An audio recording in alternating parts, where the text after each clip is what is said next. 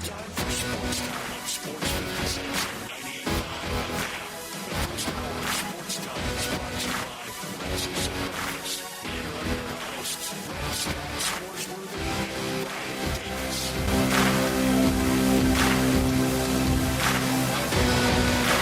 Welcome into Sports Time. Bryant and Brett with you in our Family Leisure Studios. Landon Schmidt producing. We're Sports Time. We're with you for the next 3 hours. A lot to get into today. More March Madness conversations. We'll get to the right side of the bracket later in today's show. We did the left side. We'll do the right side today. We'll talk a lot of college basketball throughout the show as we get ready for the first round to get started tomorrow. It's already here. Hard to believe that first round gets started tomorrow morning. So it'll be a lot of fun. We got to talk about the Grizzlies. They're back in action tonight on the West Coast against the Portland Trailblazers. So a lot to get to over these next 3 hours. But Brett, how are you this afternoon? Brian, I'm doing very well, and congratulations to both you and Landon. We picked the left side yesterday. Yeah. And you guys, with the dice, you grabbed them and threw them right down the middle of the table with the North Carolina Tar Heels. Yeah. Brian, if I remember correctly, you have North Carolina going to the Sweet 16. I do. I absolutely do. Yeah. And Landon, you have them defeating Ole Miss, but then losing to Iowa State. Is that right? Yes. Yeah. Still, both of you. I mean, you know that loss last night, the ugly Red That's X's. right. Yeah. They would have been out. Instead, you already move along in the bracket. We're already down to 66 teams. What happened? Yeah, just like that. Two fun games last night. Obviously, the surprise of that second game to a lot of people was just how North Carolina played last night, and really, the game was over very shortly after it started. Yeah, I mean, it was a really impressive game from them. But then that first game, St. Francis and Alabama State, a really fun game. St. Francis goes up, Alabama State starts chipping away in the second half, and Memphis' Amar Knox, he puts in the game-winning basket with only a couple seconds left. Really fun two games last night. Then we got two games tonight. We'll see how those games go. I was a lot more excited for last night's games than I am for tonight's games. But then, when we go to bed tonight, when we wake up tomorrow, we'll be getting ready for round of 64, the real action. Yeah, tonight, Texas Longhorns from the SEC against Xavier. That's the second game. The first game, American against Mount St. Mary's. It was so thrilling and so much fun to watch Tony Madlock, to see the emotion of Tony's wife in the stands and the mother of the star player for the Alabama State Hornets. But that was really bad basketball. It was. It was fun sure. in the competitive nature of it. I'm watching that game and I'm thinking, these are NCAA tournament teams. Well, that's what you expect from 16 seeds and 16 seeds that were not 1 through 4 in their conference tournament. I mean, these were two teams that St. Francis was a game under 500 entering the NCAA tournament, and Alabama State, I believe, was a 5th seed in the SWAC conference tournament. So these were two, absolute Cinderellas in their own conference tournament, and only getting a spot here because they won those conference tournaments. I mean, it was about what I expected. And then North Carolina with the great performance, and they move on, and now they're favored over Ole Miss. Wow. Yeah. How about that? I mean, I think that was I think that has a lot to do with just how big and how well they played last night against San Diego State. Obviously, a lot of people talking about them yesterday throughout that game. I mean, putting up 95 points against San Diego State team that has been pretty good defensively this year. Going into that game, a top 15 defense and adjusted defensive efficiency. So a team that's played good defense, but it was all North Carolina last night, and so getting it done. And now I guess a lot of people wanted to hop on that bandwagon and pick them over Ole Miss. We may get into this with all our guests. Very college basketball heavy today. I don't want to spend too much time with them on this, but I want to kind of go back to a discussion we were having a few weeks ago. So kind of a brief synopsis. Help me out here with SEC teams in the tournament. Wouldn't we say I'm going to go in the order of the games for SEC teams in the tournament. Okay.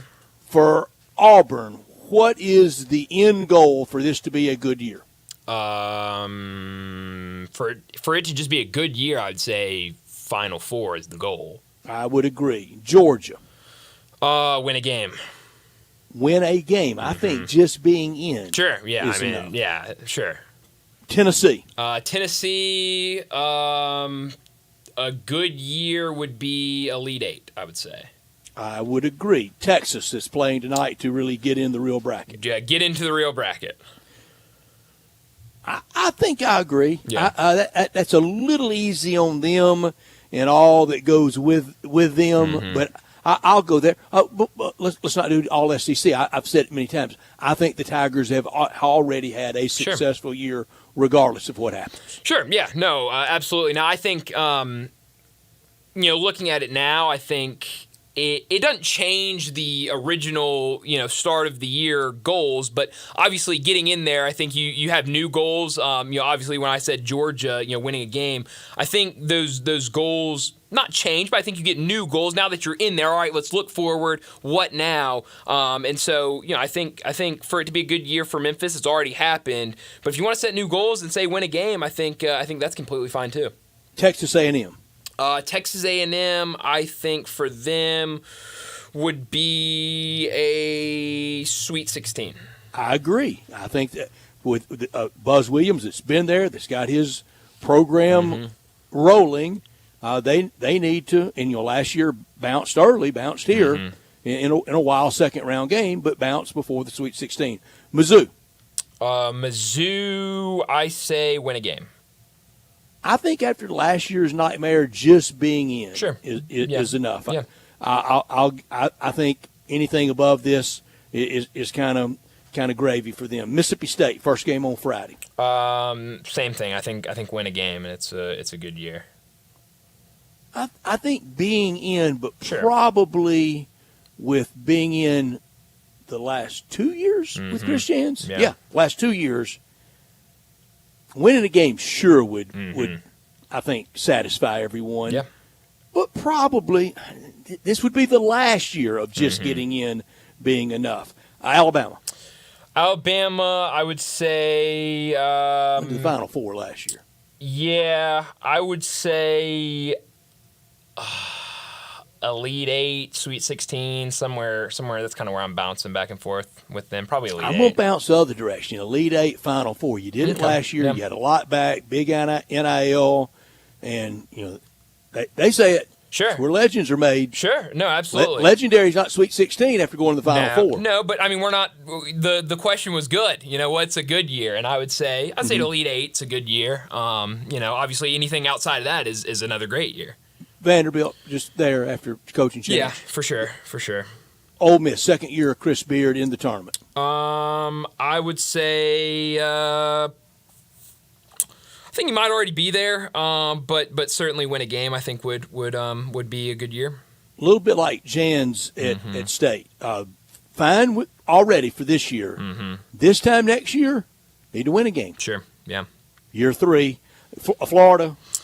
Florida is easily Final Four. Okay, not what their fans think, but what you think, Bryant Dacus. Kentucky Wildcats. Kentucky Wildcats, I think win a game. I think win a game too, especially with that having been very difficult the last few years. Yeah, and I mean, new coach. I think for most teams that have a new coach, it's a little bit less than what I would put on other teams. Porter Moser in Oklahoma. I think you're probably already there, but win a game would definitely make people happy. I do all that to bring it to another point that we have discussed with those expectations, kind of what's good. And you're right. You had the delineation of good or great, and we answered for what's good. Back to the whole parallel to a bowl game for various teams. I'm not going to go through every one of them, but I'll use Ole Miss. What would be the equivalent of Ole Miss winning the Gator Bowl? Ole Miss winning the Gator Bowl would probably be about a round of 32 win, maybe. I was thinking Sweet 16. Yeah, maybe. What would it be for the Tigers? Won their bowl game, looked great in doing so. Sure. think that's probably a first round win. I think that. Boy, you're way too reasonable, Brian. Arkansas won the Liberty Bowl. Yeah. What would be the equivalent of that for basketball? Probably second round, in my opinion. I think. Oh, I think just winning a game. I is think equivalent. I forgot which team it was that I said I was in between. Maybe it was Alabama. That's how I am. I'm in between first round and second round for that one. All right, Auburn didn't go to a bowl, so not a fair comparison to Sure. Oregon State. I'm not trying to pick on anybody. Sure. Kentucky didn't. Tennessee got beat in the first round of the college football playoff at Ohio State. What do they have to do to say, yeah, basketball was square with football? I would put that at probably Sweet 16. I am exactly with you, and I have Tennessee. We'll do right side, but I have them there. Here's the tough one. Okay. Back to Bama. And that big supernova that they are in football, but we know how football ended. Yeah. Ugh. That bowl game was probably around a 32 equivalent. Maybe. Yeah. They got to do better than that. They got to do better than that. So, yeah, I mean, the way the bracket sets up for them as a 2 seed, I mean, you feel pretty good you can do better than that. Bama at the end of the year in football, that was bad. That was bad. Really bad. I don't know if it's directly, squarely hot seat for Kalen DeBoer, but unpleasant seat. Oh, no, I mean, the way... Next loss kicks off hot seat. Certainly. I mean, think about the way that season ended for Alabama. It kind of changed the way we view Kalen DeBoer. It certainly changed the way we view Jalen Milroe. I mean, the way the Alabama season ended affected a lot of different things. Oklahoma lost, win, iron, lose to Michigan. 2 years in a row to lose to Michigan, and Michigan, a shell of itself this year. But so was Bama. That's exactly right. So, but yeah, I mean, I thought about that earlier today. Alabama had their pro day today in Milroe. I saw some videos of Milroe working out, and I was going, man, that end of the season, that really affected how people view him. And Brian, I can't tell pro day from spring football day. Well, they don't look any different to me. They look about the same. So that's welcome to the new age of college football. Pro day, spring football day looks like intramural football day. Right. Yeah. Just a bunch of dudes out there, throwing the football around. I don't even see anybody hitting a blocking sled. No, you can't. Which, I mean, you can't without a set of shoulder pads. Absolutely not. And so if you're not going to wear shoulder pads, you're not going to be hitting anything. I see the big poofy helmets on for everybody. Yeah, just helmets and a little t-shirt and some shorts out there. So no, it's weird seeing it. You're absolutely right. Another quick college basketball note: it's being reported that Will Wade has agreed to become the next head coach at NC State. Whoa! Obviously, his team. You're breaking news to me. Yes, that was reported earlier. I believe by ESPN reported that about an hour ago. What are his bosses thinking in McNeese on the eve of the tournament? Well, it's very interesting because he did his press conference today and was asked about a couple different things and said that he and his players have open dialogue and he's very upfront with them about his future and job offers out there, and that his players are the exact same way with him about transfer portal and different things like that,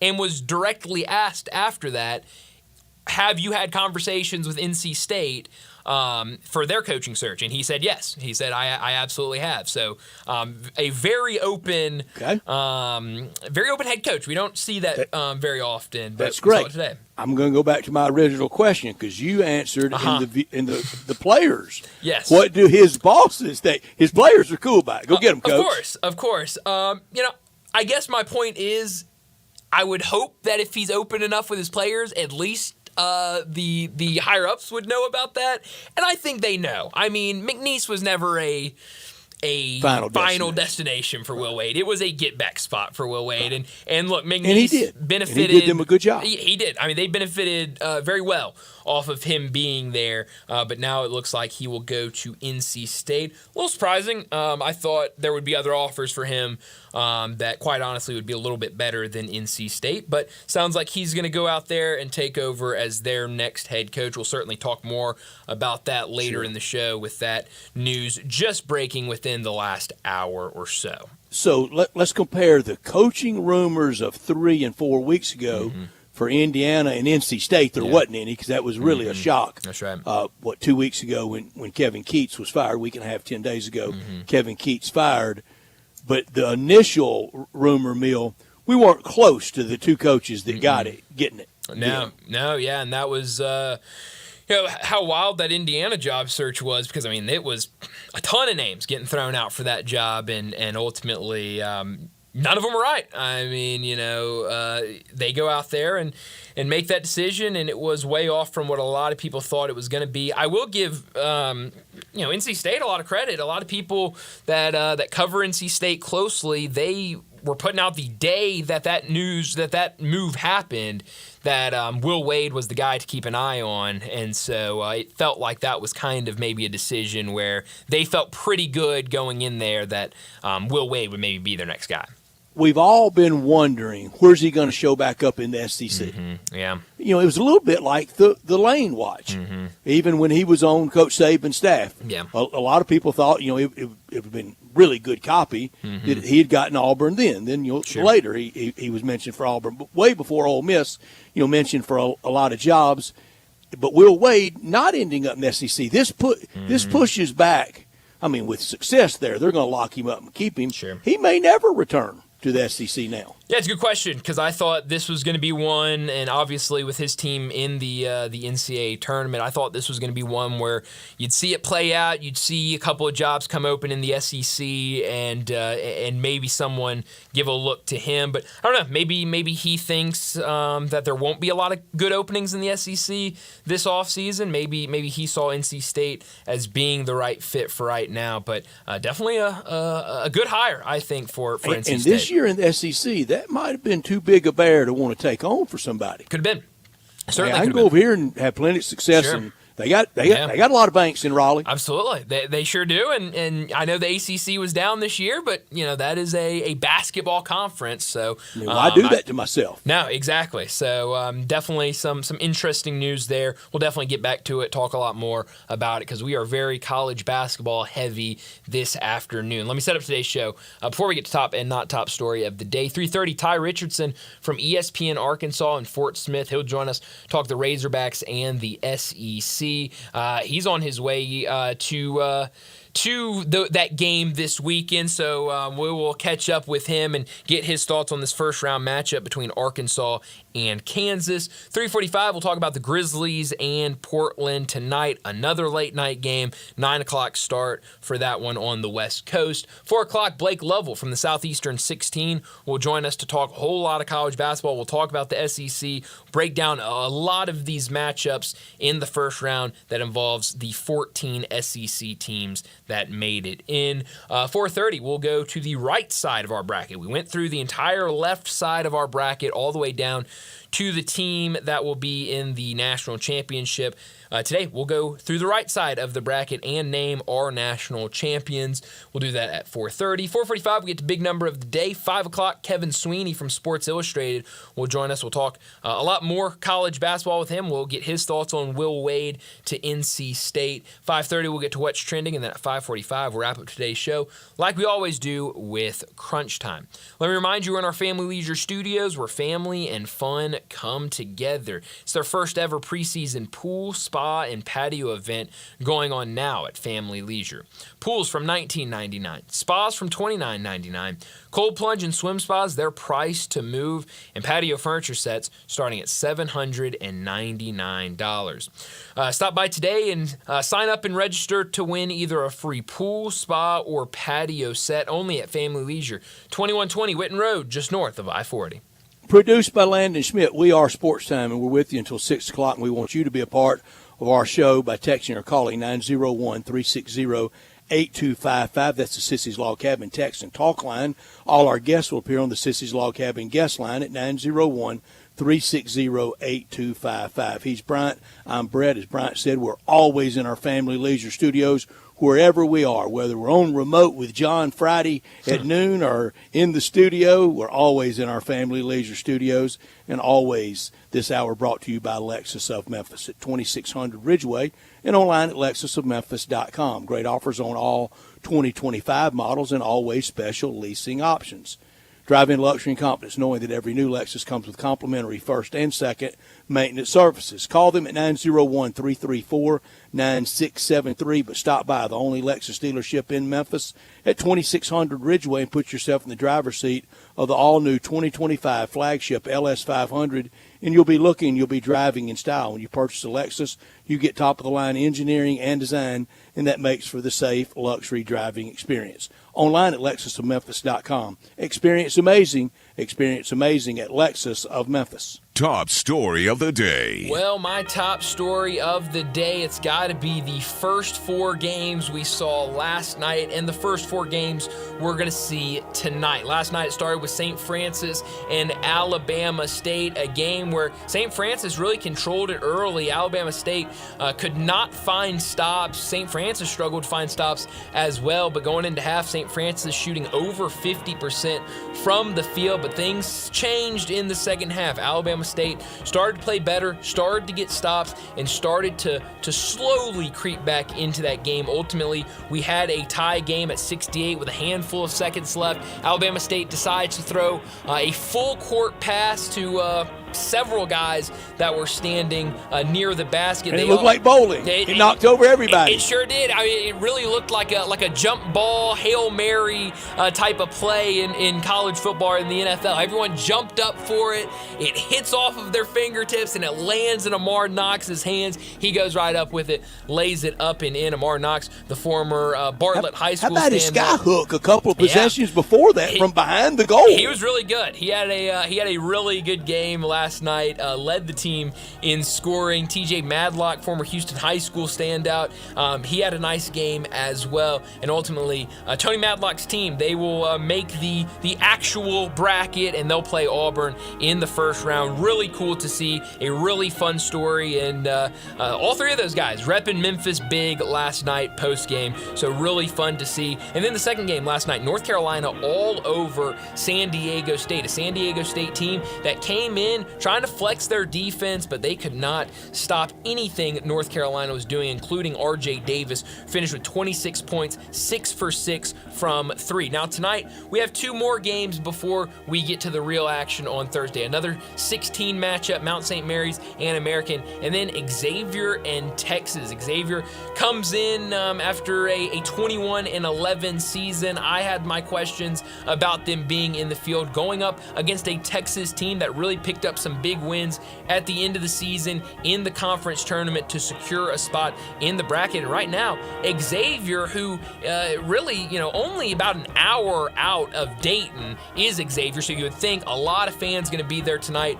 for them, but they're a 3.5-point favorite tonight in Dayton, so that'll be a fun game to watch later tonight on True TV.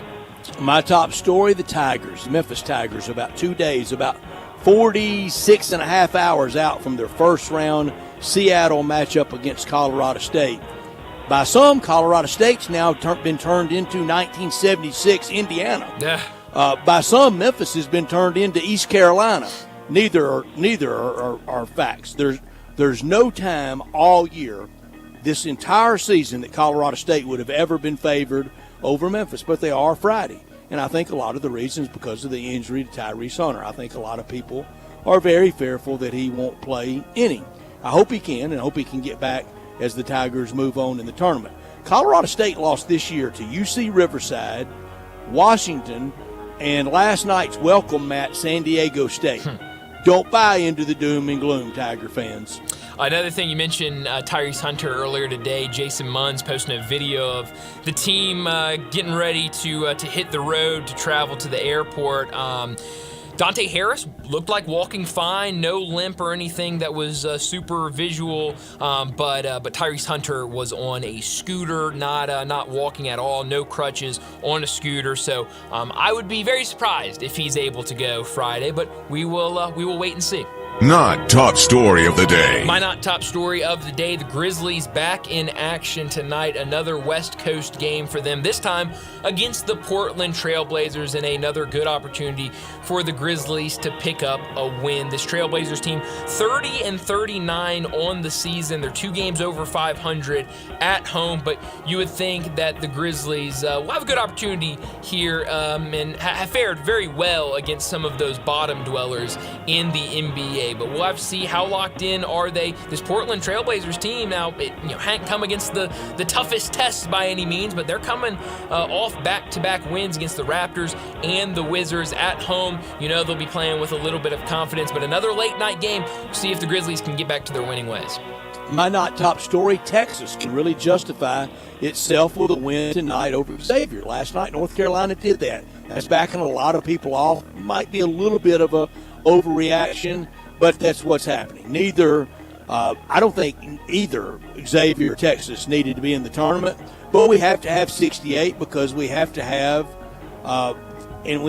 those really lame feel-good story games in Dayton, the 16s against 16s. I think those teams should be in the tournament as winner of their conference championship, like St. Francis, like Alabama State, like American, and like Mount St. Mary's. But I don't think they should have to go through Dayton. I'm done with Dayton. Last night that game was interesting because it was so very bad, and I know why we did it. We did it for money, but all 4 of these teams should be the 16 seeds in a 64 team bracket. Dayton, it's one of a kind. It is certainly that. But hey, you won't have to worry about it after tonight. Tomorrow we will get to the real action. But I'll do it for top and not top story of the day. Let's go ahead and get to a break. And when we return, we're talking Arkansas Razorbacks and the SEC with Ty Richardson. He joins us next. Be sure to follow us at Sports56 WHBQ on Twitter, Facebook, Instagram, and YouTube to watch live video of our shows. Stay up to date with station events and have chances to win prizes. Don't miss out on anything that's going on. Follow us at Sports56 WHBQ. Air. We breathe it naturally. Simple, right? Not so fast. The air you breathe could be hazardous to your health. Don't guess. Be sure with a phone call to the Memphis Mold Inspector, the only licensed mold assessor in the Mid-South. Call the Memphis Mold Inspector to check the air quality inside your home and office. Protect babies, pets, new homes, old homes, employees, friends, loved ones, and you. Just call 901-292-7788 for clean air and peace of mind. 901-292-7788 for the Memphis Mold Inspector.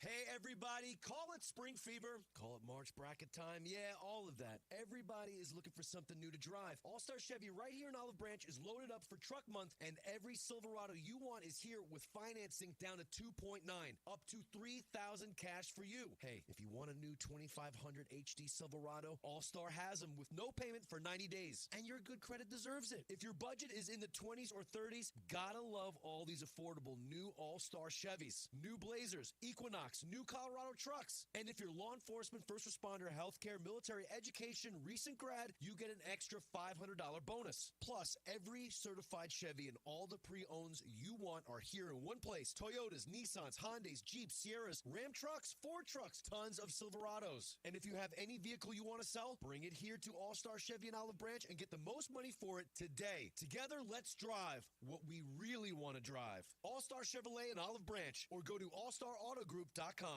Stirring the fiber, exercising, frequent trips to the store for more laxatives and fiber. Sounds like your constipation with belly pain is a lot to manage, but if your symptoms that keep coming back are signs of irritable bowel syndrome with constipation or IBS-C, ask your doctor how Linzess can help you get ahead of it.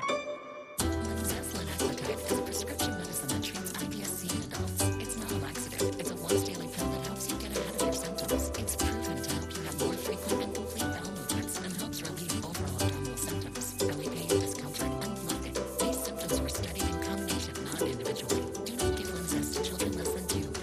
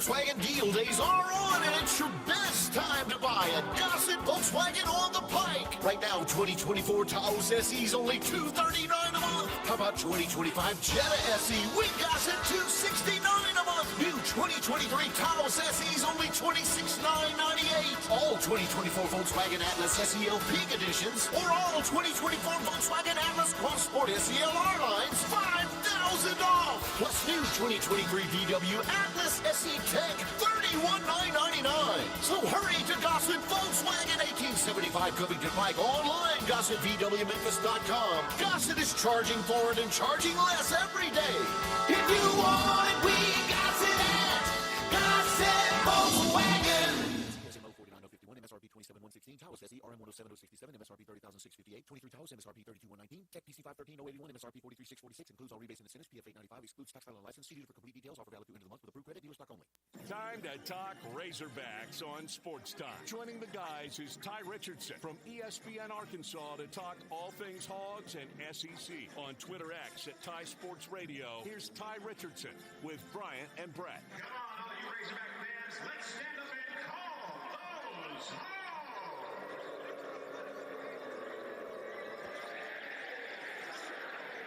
Welcome back into Sports Time. Bryant and Brett with you, and we got to talk about the Arkansas Razorbacks. And joining us now, usually joins us on Fridays, but nice enough to join us a little bit earlier this week, Ty Richardson joins us to talk the Razorbacks and the SEC. Well, Ty, last couple of weeks we've been talking, will they, won't they, what would be the postseason destination for the Arkansas Razorbacks? They get in, they get a 10 seed, and what a coaching matchup. Arkansas and Kansas, John Calipari versus Bill Self. What'd you make of the Razorbacks getting the 10 seed and that matchup first round against Kansas? What they was doing. By the way, happy belated birthday to our friend Brian Thank you, Dakis. Ty. Hope you had a good birthday this week, buddy. But yeah, I mean, you put 3 Hall of Fame coaches in basically a 14 pod, and then also got Corny Crutchfield.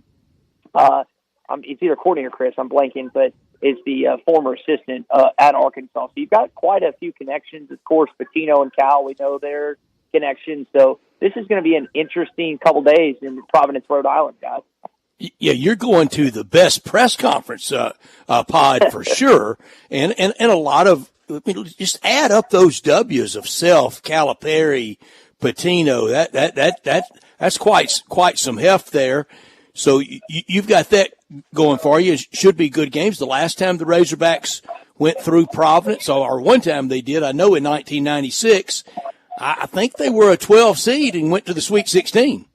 Yeah, they beat. I did not know until you texted me either last week or no, I guess it was on Sunday.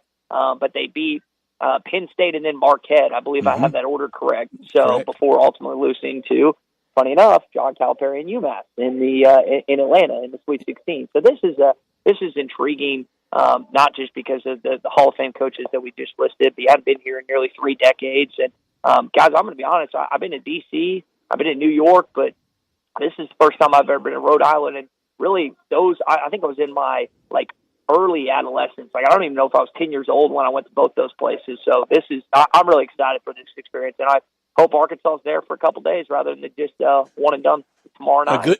A good scratch off for you, sports in Rhode Island. That sometimes can be difficult unless it's the NCAA tournament or once upon a time going to see the Paw Sox. So I'm going to ask this delicately. Among Razorback fans, do you think they just got in, kind of like, just thank goodness for all the bowls in football, and then they won the bowl game? Or do you think that they feel like there could be some momentum, and this could be, quotes here, dangerous team? I got to be honest. I was talking to one about 10 minutes ago, and I frankly am not as confident as a lot of Arkansas fans. I don't like that this is a rematch. I don't like that you beat these guys 2 years ago, albeit Bill Self was not actually coaching that game. But there are themes going against Arkansas, and in the sense of just where you're playing. I realize Kansas has not had a good season. I realize it's the worst seed that Bill Self has ever had as the Jayhawks head coach. And there's momentum with Boogie coming back.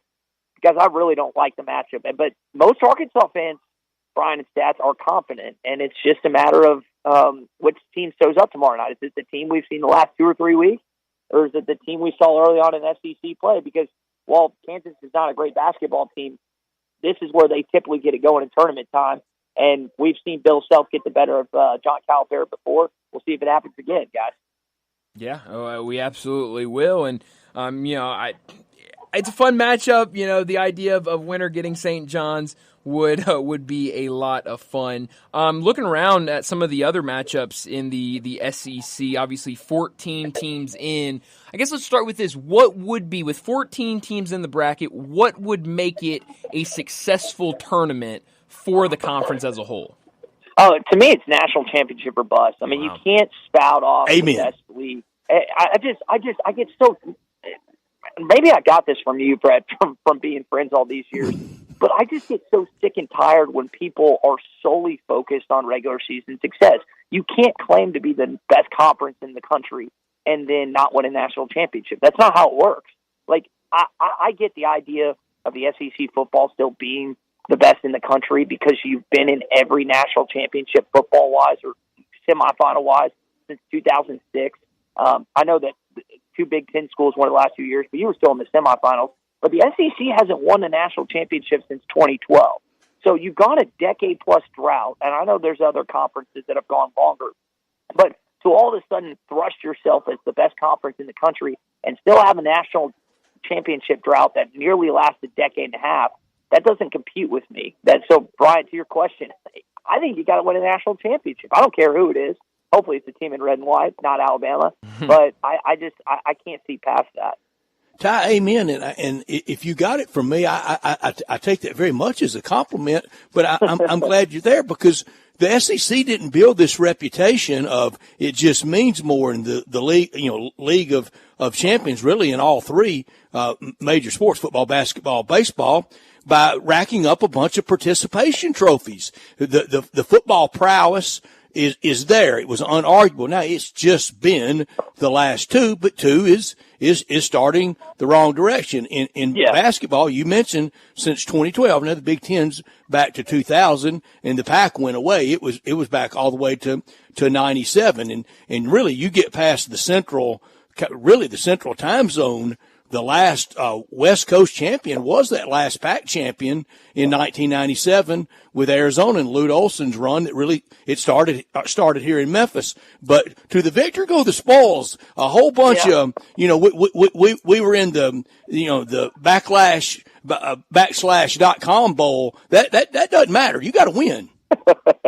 Exactly. Stats. I met Lute Olson. I referred to that New York trip earlier. I actually met him in New York on an elevator back in Thanksgiving. I believe they were in some Thanksgiving tournament or something.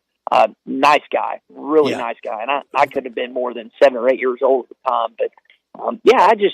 But that's where I'm at right now. And like, I get where some people come from and getting 14 teams in for the first time ever when the Big East was only second with 11. But I think it also speaks to the bigger conferences we have now. And the money that is flowing into the SEC. Stats, ROI, and Brian, you guys know more about our ROI than I do. I just don't know how you can publish to your fans that this was a successful season if one of the teams doesn't win a national championship. Now, that being said, I think most fan bases don't think it's success when they win a national championship. I realize you can't have 14, but I'm going to stand very staunchly in that thought. What did you make of the 14 teams getting in? Obviously, all season long you've seen bracketages with the 12, 13, at some points going all the way up to 14, but seeing Texas get in there, that was kind of the one that really felt like, was it out there? I think some people had Vanderbilt kind of in that same mix. You could even go a little further with some of these other teams. But what did you make of I guess, Texas being the big one, them getting a spot into the tournament? I mean, it all came down to that double OT victory against Texas A&M in the SEC tournament in Nashville. I mean, I don't think that Rodney Terry's group is a tournament squad without it. So they were in by the skin of their teeth. Yep. And I mean, the other teams, you can make an argument against Oklahoma. You can make an argument against some others. I think Vanderbilt had some really quality wins that put them in. They just kind of fell off down the stretch.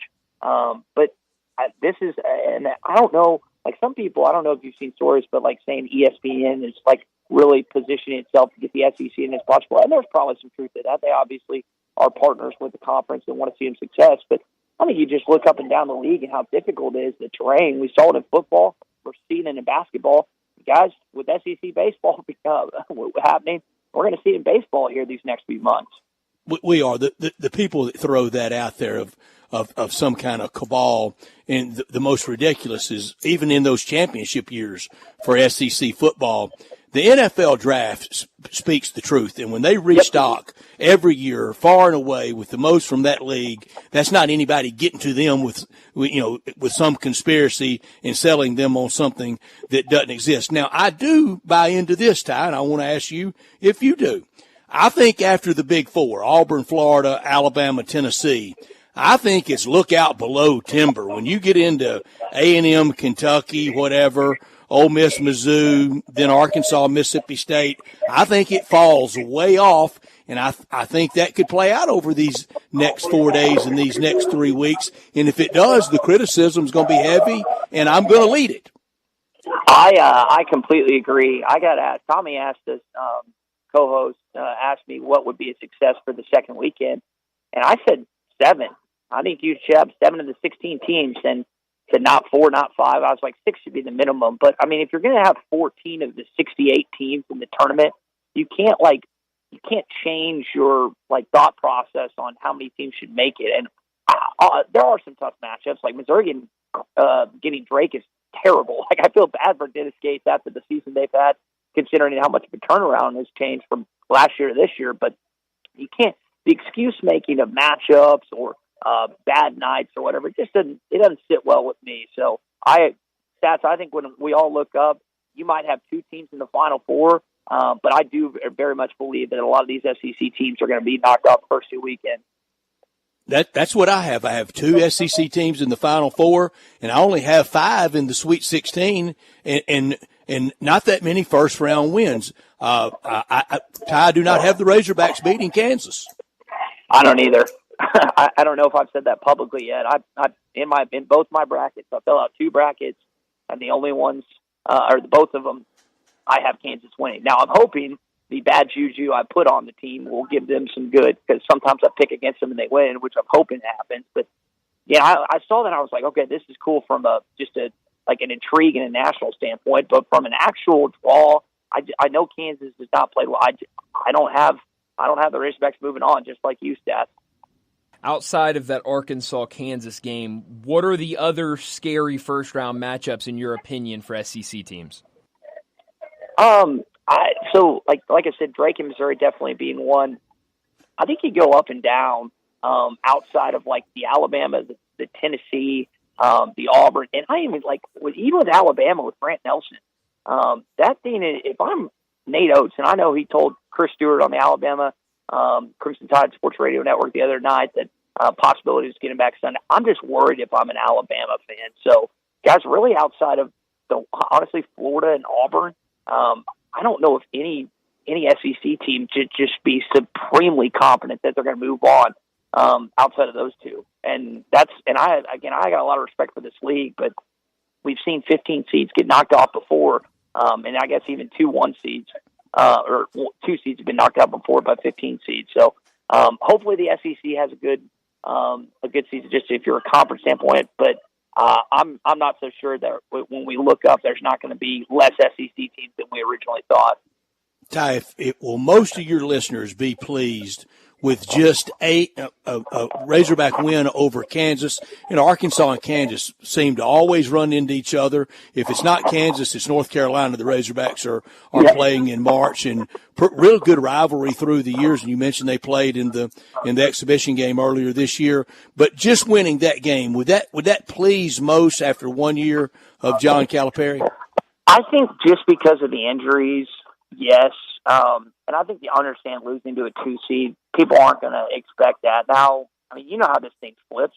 It flips in Memphis, flip anywhere. I mean, Penny Hardaway's had his best season in Memphis, but if they lose this weekend first game, it's just going to be like, all right, what are we doing? All this regular season success is for naught. I think the Arkansas fan base will be pleased in the direction They're going based on how you could finish. As long as you don't get beat by 30 or something against St. John's, which I don't expect because they're a really good defensive team, but offensively they can have spells just like Arkansas. But I would guess that most of Ridgeback Nation is content stats if you beat Kansas. Yeah, it's how you go out. Yes, exactly. Absolutely. Well, it's going to be fun to see what Arkansas can do. I think one of the more intriguing matchups in the first round, Kansas and Arkansas. Ty, as always, thanks so much for joining us. Safe travels, and we'll talk to you again next week. All right, Brian. All right, Stats. Talk next week. Hopefully Arkansas still dancing. Yeah. We'll see. Thank you, Ty. Good luck. Thanks, and good Ty. luck to the Razorbacks. Ty Richardson with us from ESPN Arkansas in Fort Smith. He's usually with us on Friday, but we're out on Friday. The Razorbacks play tomorrow night, so we wanted to catch up with him today. And John Calipari, Bryant, one NCAA tournament win since 2019. Wow. Holy cow. How's that for a big number today? That's a big number. You should have saved that. You should have kept that in your back pocket. I got a bunch of them. One. Now, 2020, no tournament. Sure. And then no win, then 1-1, and then out each of the first 2 years. Yeah. But one NCAA tournament win since 2019. It's hard to believe. Yeah, that is very hard to believe. Ty Richard was with us on our Sissy's Log Cabin guest line. Sissy's Log Cabin, the official jeweler of the hometown teams, the Memphis Grizzlies and the Memphis Tigers. Huge supporter of Tiger athletics. You see it with the ribbon boards at basketball and Jumbotron at football, and they wish the Tigers well on their march through the NCAA tournament. Sissy's Log Cabin is the Mid-South's largest. They have the largest selection of one-of-a-kind jewelry, engagement rings, wedding bands, earrings, necklaces. They're at 4542 Poplar, 9,000 square foot. That's a big number today. 9,000 square feet at Poplar and Perkins in Laurelwood with expanded lines for Rolex, Cartier, diamonds, and more since 1970 with all the great locations across the Mid-South. Sissy's offers selection of diamonds, estate jewelry, and fine gifts. They are the official jeweler for the Memphis Grizzlies and at FedEx Forum with the floor seat lounge, unsurpassed value, exceptional service, expansive selection, and an extraordinary shopping experience because life's too short for ordinary jewelry. Well, we need to get to another break. When we return, the Grizzlies, they're in action tonight against the Portland Trailblazers. Another late-night game out on the West Coast. When we come back, we'll talk about what we expect to see tonight against Portland. That's next on Sports Time. We are real sports talk. Sports 56 WHBQ. Available on your radio dial at 560 AM and 98.5 FM, as well as around the world online at sports56whbq.com. Take us with you everywhere by downloading the Sports 56 app. And at home, just say, Alexa, play Sports 56. Sports 56 and 95 FM. Wally Hatchet serves breakfast all day and Southern comfort food for lunch. Hatchet fans love our huge omelet, breakfast Sammys, scrambles, and chicken and waffles. For lunch, check out the Mississippi pot roast, chicken fried steak, grilled meatloaf are one of our best-selling burgers, lipstick on a cow. Pickup, delivery, and catering are also available. Visit WallyHatchets.com to order online. Wally Hatchets is located at 6439 Summer Avenue and open from 7 a.m. to 2 p.m. Tuesday through Sunday. Wally Hatchets. Count your blessings, not your calories. Tito's Handmade Vodka is America's favorite vodka for a reason. From the first legal distillery in Texas, Tito's is 6 times distilled till it's just right and naturally gluten-free, making it a high-quality spirit that mixes with just about everything. From the smoothest martinis to the best Bloody Marys, beyond the bottle, Tito's has gained a reputation for giving back, teaming up with nonprofits around the world to serve its community and do good for dogs. Make your next cocktail with Tito's and learn more at Tito'sVodka.com. 40% alcohol by volume, mainly 80 proof, crafted to be savored responsibly.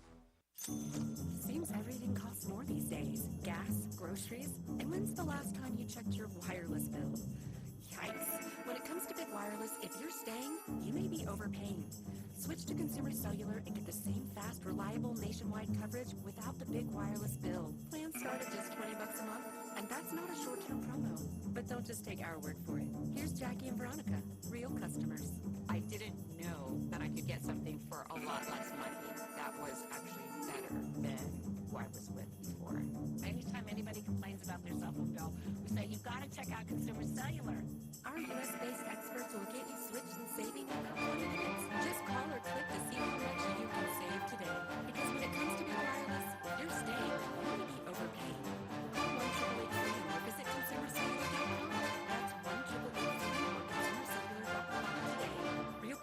to share their opinions in this ad. Plans include $5 credit for auto pay and e-billing.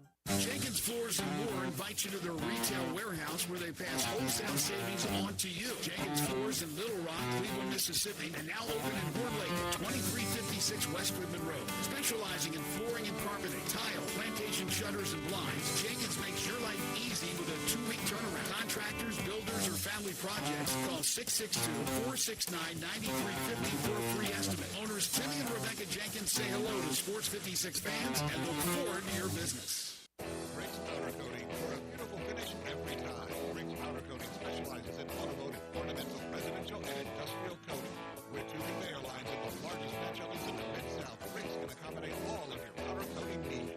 Locally owned and operated since 2002, Rick's Powder Coating will customize a beautiful finish just for you. Drop by or call to see how Rick's Powder Coating can bring color to your life. 901-367-2771 or rickspowdercoating.com.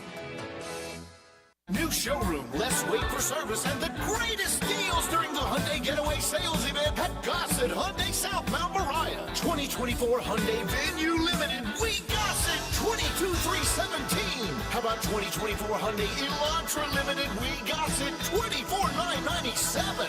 2025 Hyundai Elantra SEL Convenience 25,260. And 2024 Hyundai Sonata SEL Standard 26,353. Plus you get America's best 10-year, 100,000-mile powertrain limited warranty. So don't miss the Hyundai Getaway Sales Event at Gossett Hyundai South, 2660 Mount Moriah. Online anytime, HyundaiMountMoriah.com. If you want it, we got it at Gossett Motor Cars. 341,155, MSRP 25,160. Elantra RU 821,411, MSRP 28,780. Convenience SU 856,185, MSRP 27,020. Sonata RU 415,696, MSRP 29,110. Includes all rebates and incentives. PF 895. Excludes tax, title, and license. See dealer for complete details. Offer valid through end of the month with approved credit. Dealer stock only. Now, back to Sports Time. Sports 56. This hour is brought to you by Lexus Service. Here are your hosts, Let's Talk Sports with Brian Gates.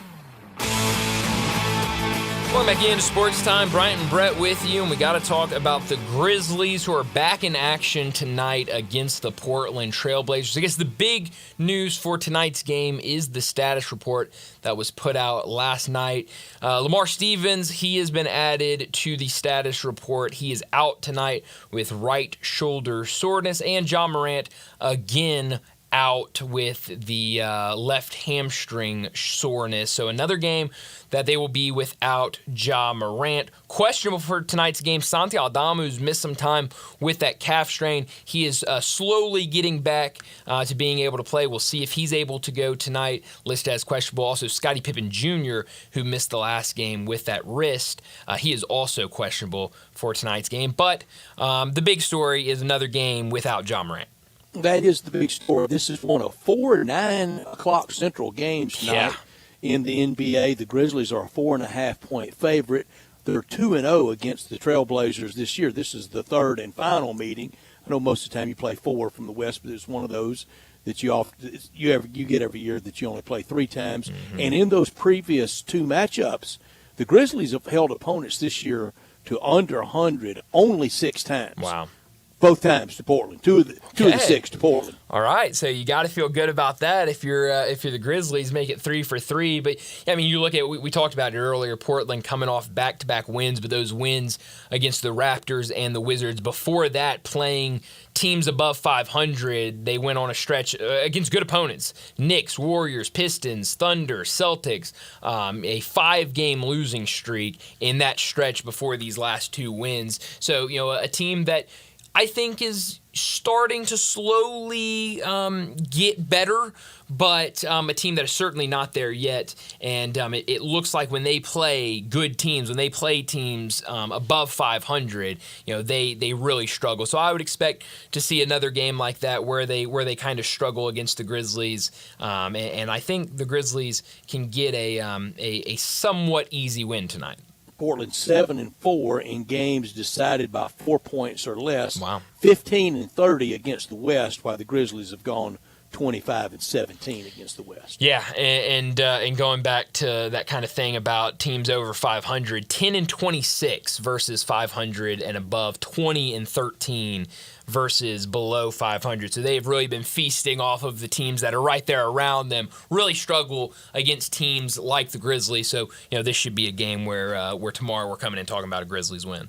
We threw a lot of numbers at you, but in this point of the year, I mean, we've had a good sample size. Yeah, we've had almost the entire season. That's right. These numbers really start to indicate and mean a lot. They absolutely do. The year has about been played. Tomorrow morning, starting early, we'll have NCAA tournament action, and I know a lot of offices, a lot of watch parties, a lot of get-togethers, then into the weekend, certainly Friday to watch the Tigers, all the SEC teams as well. Start that party, start the food at Jason's Deli, bringing more to the table. It's a family thing, a variety of delicious choices for all three meals for groups of 5 or 5,000. If you don't think you have your event planned just right for tomorrow or Friday or into the weekend, step aside, let them step in and take care of you. Same day and last minute orders are welcome. That's when they excel for all that delicious food, whether you're dining in, getting it to go, or getting it delivered. Wholesome food forever. It's a family thing. And all the options you have, whether for breakfast, lunch, or dinner, for the catering, the pasta feast, or the soup for the group box, the plain Jane potato bar, the grand potato bar package. I want to see that, because that plain Jane potato bar is not plain. It is really good, but it is not plain. I want to see that grand potato bar package. And then all the salads you can get off the menu, like the chicken club salad, the big chef salad, the chicken Caesar salad, and, of course, in every location, that great salad bar, over 30 items to choose from for you to prepare it however you would like.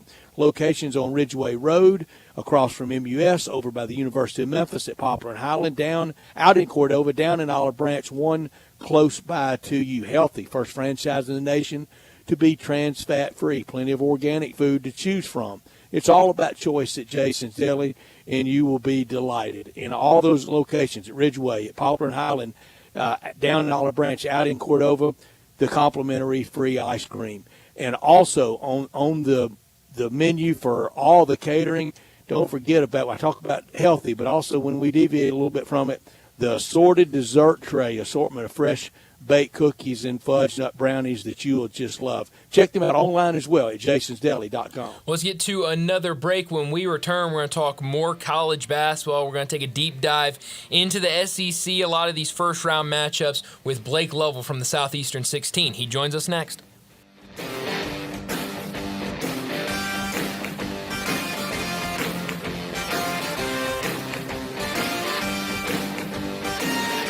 Ken Garland, you are in your 72nd year of business. Your son William is now joining you. What do you think is the key to your longevity in the building business? My dad started the business in 1965, and I think being on the job sites daily and being accessible to homeowners has been a key to our success. You guys have a work ethic, as you like to say. You're not hiring people to be on the site. You guys are there every day. We interact with the subcontractors multiple times a day on each job site. I think that has been a key, as well as using the same subcontractors 20-plus years in most cases. When you talk about materials, what is the first thing you're thinking about when somebody comes to you to build a home? We're just trying to meet the expectations of the client and the homeowner and the architect and give them what their dream is. When you get a Ken Garland home, what do you guarantee? We'll be there after the job is finished. We're still accessible to all our clients. Now I need to know, how do I get a hold of Ken Garland? You can reach us at kengarland.com. It's time to visit Mid-South Small Engines in 2645 Mount Moriah. Call 901-794-6400. Let's get serious about your lives. Step up to the best mower brand money can buy. Skag. For nearly 4 decades, Skag has been the easy choice for lawn care professionals. Don't settle for anything less than the best. When it comes to mowing your lawns, there's sure to be a Skag mower that's perfect for your landscape business and Mid-South Small Engines. 2645 Mount Moriah, or call 901-794-6400. At Rocket, we believe everyone deserves their shot at the American dream. So if you're feeling locked out of homeownership, we're here to give you back the keys. We're opening doors, breaking down walls, and doing everything we can to turn renters into owners. And we're not going to stop until we help everyone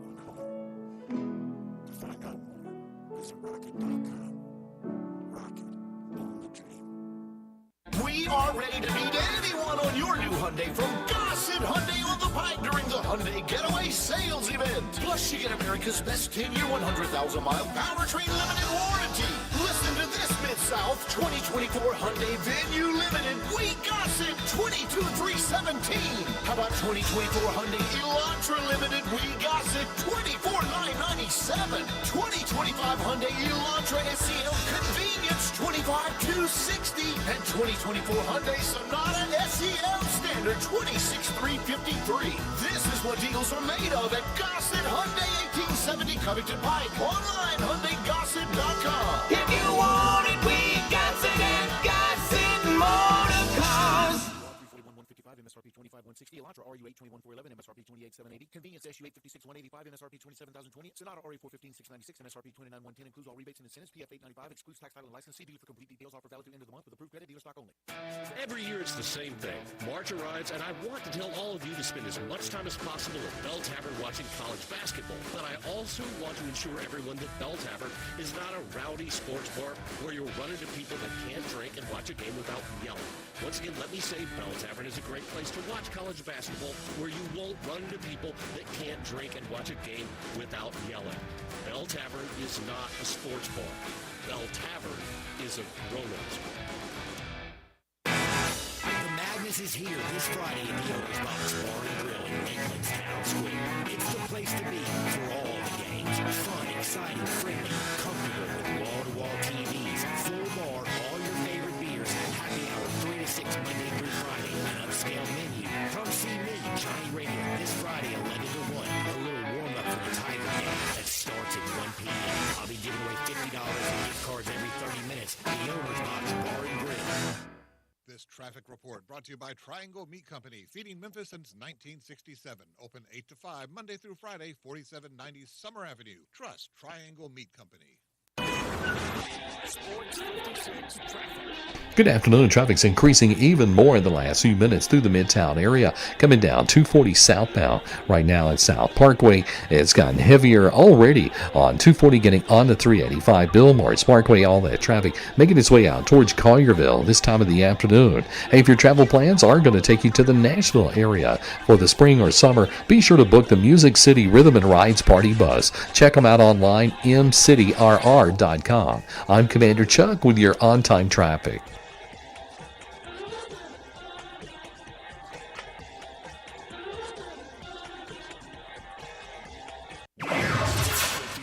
WHBQ Memphis and W253DF Memphis with Greg Gaston and Eli Savoy. Weekday mornings from 7 to 10. Sportstime on Sports 56 and 95 FM. Once again, Brett Rosary and Brian Davis.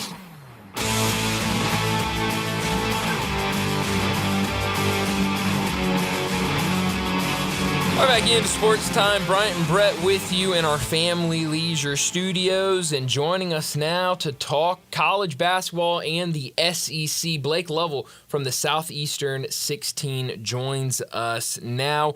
Blake, we've had conversations with you the last couple of weeks. How many teams would make the tournament? 14 was the official number of SEC teams.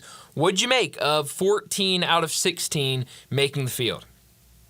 Guys, I mean, I think it was, a little surprising. I don't think a lot of us expected Texas to get in. I didn't. I just thought that they didn't really have the resume to support that. But, I think overall now, getting 14 in, it seemed clear that it was going to be 13 by the time we got, have midway through the SEC tournament. And at that point, it was really seeing if Texas was going to have a chance. But, to get 14 in, the previous record was 8. So, it just kind of shows you that it really was a historic regular season. And, now we see if it can be a historic NCAA tournament, because that's what everybody's going to look back on when it comes to the SEC's dominance so far this season. They got to get some teams in the Final Four and maybe try to get one to win the national championship. So we'll see. Blake, as long as the league stays at 16 teams, I think it will grow, but I don't know how soon or when, but I think it will. But as long as it stays at 16, I don't think this can ever be top. Bright and I have discussed a lot. I know it wasn't any chicanery. I know it wasn't any conspiracy. But it was almost a lot of these games. All right, tonight we need this one to win. And they would win. And to really thread the needle to get it to that 14. I don't think they ever get close to that again.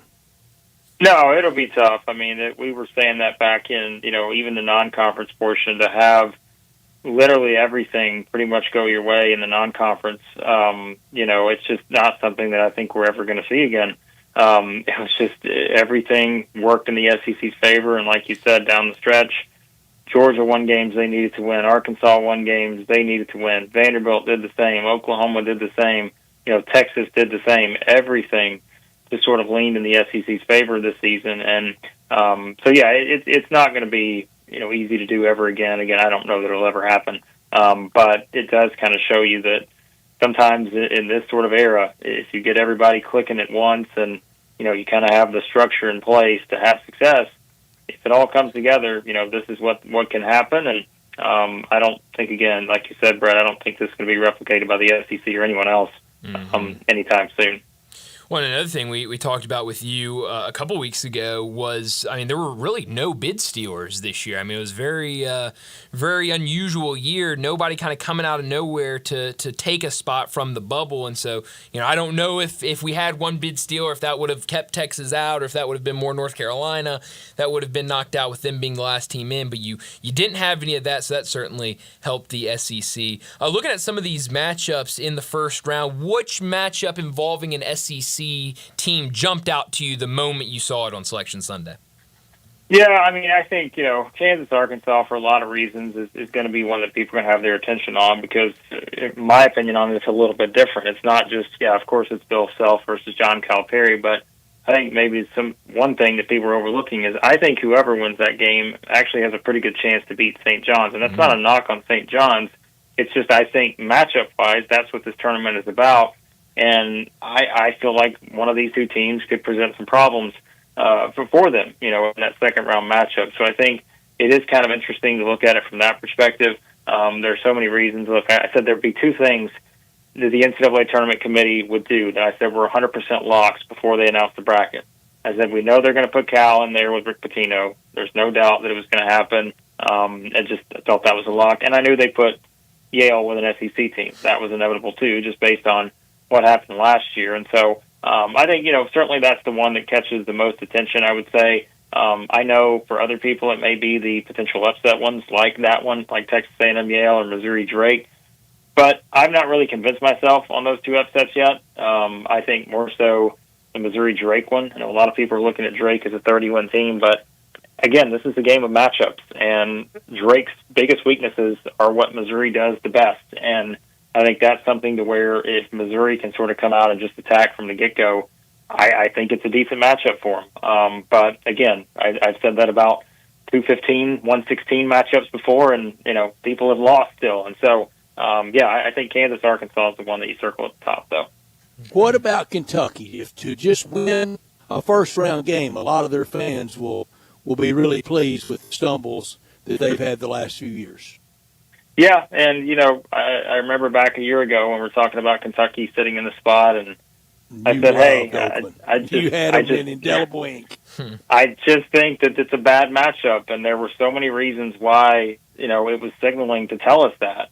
This year, I almost think it's the complete opposite, because I just look at this from Kentucky's perspective, and the only question is, right, how healthy is Kentucky? That's been the question all year long, and I don't, even if everyone plays, you just don't know. This team's been so banged up, probably more so than anybody in the country this season. And yet I look over at the opponent, I'm like, how do you beat Kentucky? Well, we've seen teams be able to beat Kentucky by coming out and just knocking down shot after shot after shot. Teams that can take care of the ball, run their offense, and all those things. Troy's the worst three-point shooting team in the field. They shoot a lot of threes, but they only make them at 30% clip, which is 339th nationally. They turn the ball over 19.9% of their offensive possessions, which is 333rd nationally. That's also one of the worst turnover rates of any team in this tournament. And so I'm like, the way you beat Kentucky is to put pressure on them defensively.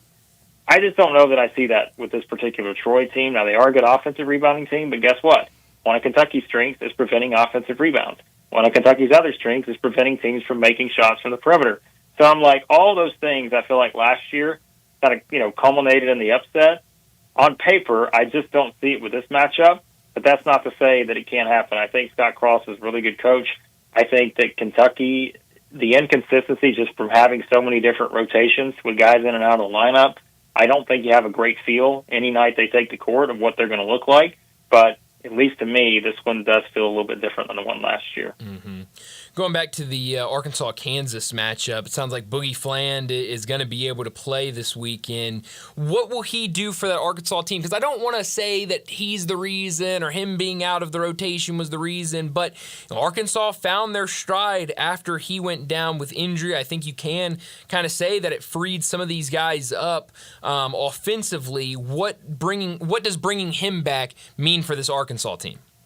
Yeah, and I know what people, again, will look at this and think, all right, this is somehow going to mess up everything. It's going to mess up our flow, our continuity, all this other stuff. But, I mean, listen, before he got injured, he was the best playmaker on the floor for them. And I think it's just really a matter of finding out how do you put the right lineup on the court, in a win-or-go-home scenario. And so if he needs to be out there with a certain group, then you put him out there with a certain group. And I think that's just how you do it. Because, again, it's not like he's starting. I wouldn't expect him to play 35 minutes or anything like that. I just think that having him available at the least is a good thing for Arkansas because it does give you another dynamic against, like I said, I think this Kansas team, I mean, I wouldn't be shocked if Kansas made the Elite Eight. Like, I truly mean that, even as up and down as they've been this year. They're the most experienced team in the field. They are a very good defensive team. And we know, I mean, look, Hunter Dickinson has had success in this tournament many, many times. There's not a lot of teams that can match up well with him. And I think when you look at it from that standpoint, like we saw in North Carolina last night, is it a situation where somehow a team just gets a fresh start and they sort of refined that form when they were at the top or near the top? That was the case for Kansas. They were number one team in the country 3 months ago. Can they regain that form? It's not often you see the team sitting here as a 7 seed that was in that spot. And so I think that there is an opportunity, to go up against a really good Kansas team. And if you have Boogie Fland available, you put him in there and you just try to get all your playmakers you can against what is a very, very, very talented team in terms of how they approach things defensively. Blake, I have the SEC. That's assuming I have Texas winning tonight. If they get to the real bracket, I have the SEC going 8-6 in the first round, just for the sake of discussion. Let's say I nail it. What's the national headline? What's the hot take Twitter of 8-6 in the first round for the SEC? Yeah, I mean, I think it sort of should be the narrative that, listen, I mean, these – I'll tell you what immediately stood out to me and why I think that's one where no matter what anyone spins it as, here's what we have to consider. Think about the SEC teams in the 7 or even the 6, 7, 8, 9 type games, and the 9 to 10, of course. I mean, you've got Mississippi State going up against Baylor, who won the national championship several years ago. Baylor's a 9 seed. You got Georgia going up against an 8 seed in Gonzaga, who has the profile of a 2 or 3 seed, and yet they're sitting here as an 8. You have Oklahoma going up as the 9 seed against the defending back-to-back national champion UConn as the 8 seed. Like we just said, you have Arkansas as a 10 going up against Kansas, who was number 1 in the country at one point this season. Like, these are all these just interesting dynamics. Ole Miss is playing North Carolina, who all of a sudden looks like a top 20 team. I mean, it's North Carolina. Yeah. Yeah, it's North Carolina, too. And it's like there are so many reasons that you could see the SEC fail in this first round, and it may simply be because they're facing teams who have great coaches who just simply win in this tournament. Like, look at I'm sure if I did the combined record of all those coaches in those games, it would be absurd what their combined NCAA tournament record is. And so I think that's something we have to remember here. And again, teams are going to lose games. Now, here's the headline I'm waiting for, Brett. When, let's say, you have 8 that advance, and let's say you have a couple of these SEC on SEC matchups in the second round, where one team's got to win and one team's got to lose. Let's say Alabama plays Vanderbilt. Let's say Florida plays Oklahoma. Well, you know what's going to happen. 2 teams are going to lose. Well, man, the SEC only got this many teams in the Sweet 16. Well, it's because there were so many dang teams in the field that they had to play each other in the second round because there was nowhere else to put these teams. So it's going to be interesting because I think, to me, like you said, if 8's the number in the first round, I still think the magic number in the Sweet 16 is 6. I think if you can get 6 teams in, that means you're probably getting your 4 top 2 seeds in Auburn, Florida, Tennessee, Alabama. You're getting a couple more somewhere else, whether that's Kentucky, A&M, Missouri, somebody like that. But I think that's a sweet spot to try to aim for that 6th for the second weekend, because then from there, if you still have your top seeds available, I feel like you're in a pretty good spot to at least get 1 or 2 to the Final Four. Blake, you're right about if they play each other and get knocked out, well, something's got to give. I mean, somebody's going to win, somebody's going to lose. Several years ago, after week 2 in football, and there were a couple of week 2 SEC versus SEC. I had one tell me SEC has teams not undefeated anymore after only 2 weeks. I said, yeah, but they played each other. I know. Doesn't matter. That's what's so fascinating, right? It's just like, it is wild. Like, tournament committee had no choice but to give us 2 potential SEC on SEC second-round matchups. And, of course, they set up the potential with, potential Sweet 16. If the thing holds, you should get Auburn, Texas A&M. You should get Tennessee, Kentucky. So that's going to automatically knock out 2 of your top teams by the time the Sweet 16 is over if these seeds hold cert. So I'm just like, I mean, is that the SEC's fault? But it's really not, because when you get this many teams in, eventually they're going to have to play each other if they keep advancing. And what do you know? This year, it's not like, oh, they're going to play each other in the Elite Eight. No, these teams are going to be playing each other as soon as the second round, and you probably will have multiple SEC on SEC matchups potentially in the Sweet 16. So it's wild. You got to be really good to meet each other and both of you win. That's right. Yeah, that's right. I'd love to see it happen, but I don't think it's going to. So. You mentioned Tennessee. Obviously, a lot of people waiting to see when Tennessee can finally, get that break and make it to a Final Four. With how the road looks, you mentioned a potential matchup, if everything breaks chalk-wise, of a Kentucky-Tennessee Sweet 16. What are UT's chances? How do you like their chances of advancing to the Final Four for the first time? Yeah, when the bracket came out, it worried me, because the first thing I said was I think Tennessee has the best draw of anybody. And I'm like, that worries me, because I know how this has gone. And I'm just like, yet I look at it and think, there's a lot to like here. I mean, I think there's a lot to like about a second-round matchup against either UCLA or Utah State, because UCLA is what? I mean, they're kind of like Tennessee. I mean, they're really, very similar, and I think Tennessee does just fine in those kind of scenarios where you're playing a team where you just kind of are able to use your style a little bit better than they can use their style. And then it's like the Kentucky rematch. I know it's hard to beat a team 3 times in a season. Like, it's difficult. And, yet I still think on a neutral court, I'm going to probably still be more confident in Tennessee than I am Kentucky right now, just based on, all the intangibles that come along with that Kentucky team. So I really like Tennessee's path to maybe get to the Elite Eight. And from there, it's like, here's what I keep saying. I've said many times, it's like, you give me one coach that maybe I'm just going to completely buy in on more than anybody. It probably is Kelvin Sampson. I just think he's that good. But I also know that he's staring down a potential second-round matchup with the Zags, and I know this isn't the Gonzaga team from the past several years. It's the worst shooting team Mark Few's had in a while. But guess what? They're not a bad shooting team. They're just not, in the top 10 like they usually are. They still have the profile of a team that can win multiple games in this tournament. And so I think it's tricky. If Gonzaga were to upset Houston, who knows what happens with Clemson, McNeese, Purdue, High Point. I mean, Will Wade's heading to NC State. Is that going to affect this team's performance against Clemson? Like, these are all things that I think are complete wild cards. And so to me, I actually like Tennessee's path, and I think they should be disappointed if they don't at least get to the Elite Eight, I think, just given the draw that they have. Yeah, that's definitely the team to keep an eye on for sure. I know we talk a lot of SEC with you, but I'm sure going through your bracket, you have looked at this Memphis-Colorado State matchup. Memphis, the 5 seed, going up against the 12 Colorado State. They're underdogs right now on the betting lines. A lot of people picking that upset as their kind of 5-12. How do you see that matchup? How do you see this draw for the Tigers? Yeah, I'd love to see the historical numbers there of when you do have, this team in this setting as an underdog, how that usually plays out. Because we say Vegas knows all most of the time, and I'm like, that's just glaring when you have this kind of scenario. And it's easy to see why. Like, Colorado State is certainly a team. I think, again, we talk about how teams are built. I mean, they just don't have a lot of weaknesses. And it's kind of one of those things where when you have a well-rounded team like this, it's challenging. I mean, especially again, whether it's, location, all this other stuff. I mean, that's the kind of stuff that matters.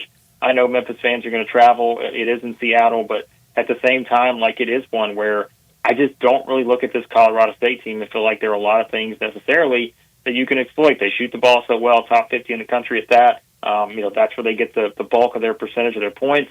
And then, for Memphis, I do think it's one where it's also not a bad thing to be sitting where they are as the 5 seed, and everyone is on the 12 seed. Mm-hmm. I think that can play to Penny Hardaway's, favor too, right? Because that's some added motivation. You can use that this time of year. And the thing is, we talked about it this season when we talked about Memphis. Sure, it's a team that sometimes the turnovers are going to frustrate you, but they're still old. Colorado State's not a team that necessarily is going to put a ton of pressure on you in terms of how they play defense. They're a good defensive team. It's just they're going to play a little bit of a different way. To me, this game probably comes down to rebounding. And I've said that about a lot of these different matchups in the first round with teams like this and, kind of contrasting styles a little bit. Can Memphis just rebound the ball? Because Colorado State has done a good job of defending the offensive rebounds. I think if Memphis can just get a couple of those second chance opportunities, I think they'll be fine because I don't think they turn the ball over as much in a game like this, just given how Colorado State plays. But I do think it will be close probably. Blake, you're a machine. You broke that game down great for Colorado State and Memphis. Now, give me this. Pick one from like the better seeds and one maybe from the back of the pack and play fill in the blank for me. Look out for these teams if they make shots from the SEC. One may be better seeded, and then one from the 8, 9, 10 range. If they make shots, look out. Yeah, I think, at the top, I still would not be shocked if Alabama is the last team standing for the SEC because if Grant Nelson's healthy and ready to go, that's where I talk about the draw. I think I'd be stunned if Duke and Alabama aren't meeting, in the Elite Eight. I just think that those are the two teams that seem to be on the collision course. And if you beat Duke, how do you got to beat Duke? You got to score. And I think that Alabama can score the ball as well as anybody. So I think that could be a tough matchup for Duke based on how Alabama runs their offense. And then the team to watch out for. It is tricky when you start to figure this out, but I'm going to stick with Arkansas just because I think that if Arkansas, which we know, we've said it all year, they're not hitting a lot of threes. They don't have to make a lot of threes. That's not how they win. But if you were to get a little confidence early on, where let's say Boogie Flame comes back, hey, this is meshing pretty well. John L. Davis is doing his thing. DJ Wagner's hitting big shots like he has. Look how well Brazil's playing, Adu, all these guys. I truly am a little bit more confident than I want to be on whoever wins Kansas-Arkansas beating St. John's. I said that earlier. I think Arkansas is the team that do not be shocked if they were to make a run in this tournament because I just feel like they still have the talent profile to be in a position where if they can just find a way to beat Kansas, I think they match up well with St. John's. And from all the other seeds I mentioned, that the 8-9s are tough for the SEC. But I think if you look at this spot for Arkansas, I don't hate it a lot, and it may be the best of the bunch when we talk about these kind of teams. If John Calipari gets to a Sweet 16, because he kind of went off today at the media availability, Brian, we'll talk about it later, but you know how sometimes at the dais, Draymond Green, LeBron, they get the stick mic and take it out of the slot. They take it out of the stand, and they just handle it themselves almost like a hype guy. Calipari will grab the stick mic and start walking the room home court if he gets to the Sweet 16. He might do it because if you're going to beat Bill Self and Rick Pitino to get there, you're in a pretty good spot at that point, and he'll be playing with house money, I think. So. Yeah. That'd be a really fun story. They might have to get him a lapel mic, Blake. Yes, that's all he needs. So that's right. Well, Blake, enjoy all of the action. Thanks so much for joining us, and we'll talk to you again next week. Sounds great, guys. Thanks. Thanks, Blake. Thank you, Blake. Blake Levelwith talking college basketball and does such a great job. All right, give me your two SEC kind of front of the pack, back of the pack shot makers. If they make shots, look out for them. A&M sort of front of the pack. I mean, just what they do defensively. If they're knocking down shots, they're going to be really hard to beat. I mean, we saw them against Auburn do just that and get a big-time win at home. More back of the pack, maybe Vanderbilt. That could be fun. And that's something we all disagree on that. My front's Tennessee. Mm-hmm, yeah, and that's kind of been a lot of the reasons for the second round Rick exits. Yeah.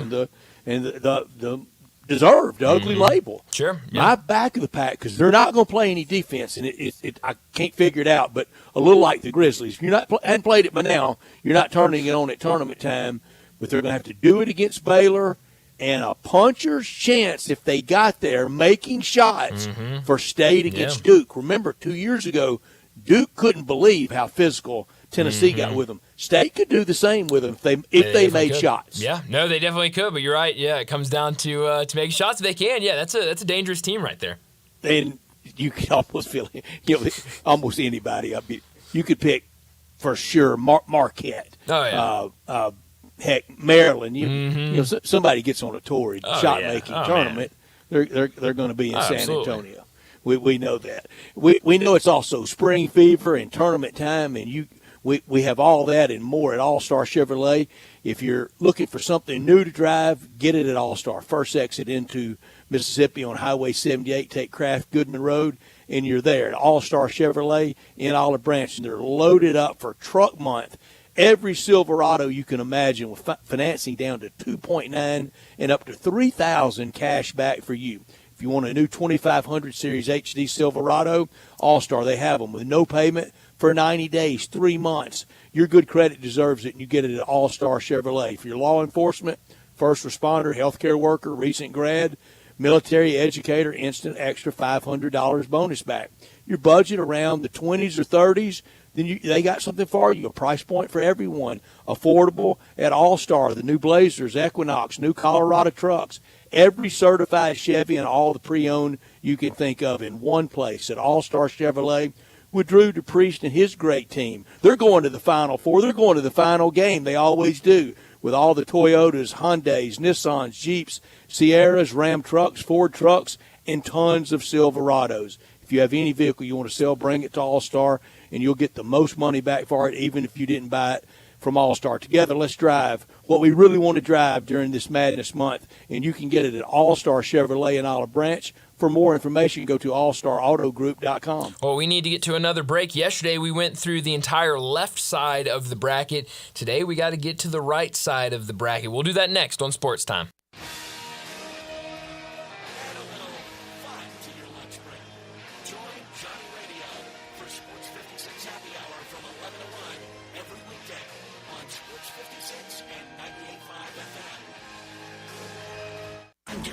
Service director of Lexus in Memphis. Our service department wants to be more than just a place where you get your oil changed. We do glass repair, windshield replacement, recalibration of your camera and sonar systems, even wheel repair, tire replacement, all the things you would expect from a luxury automotive dealer. Please check out our website. You can schedule your appointment, check out our specials, hours of operation, or if you'd like to do it in person, please reach out to one of our associates at 901-271-5199.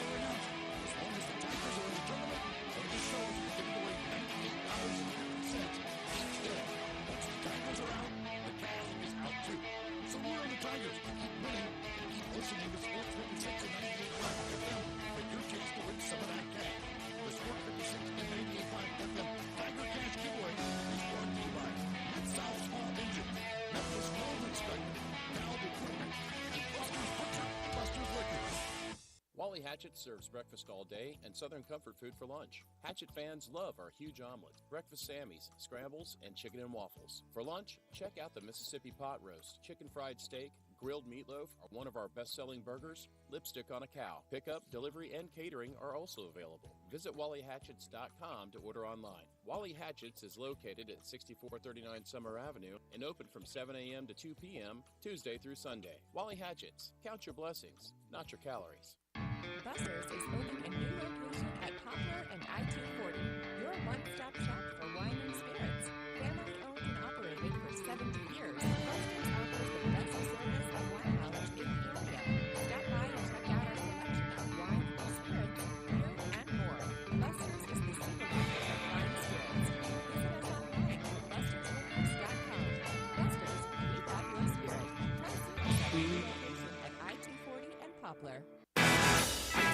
Texas is here this Friday in the Owners Box Bar and Grill in Lakeland's Town Square. It's the place to be for all the games.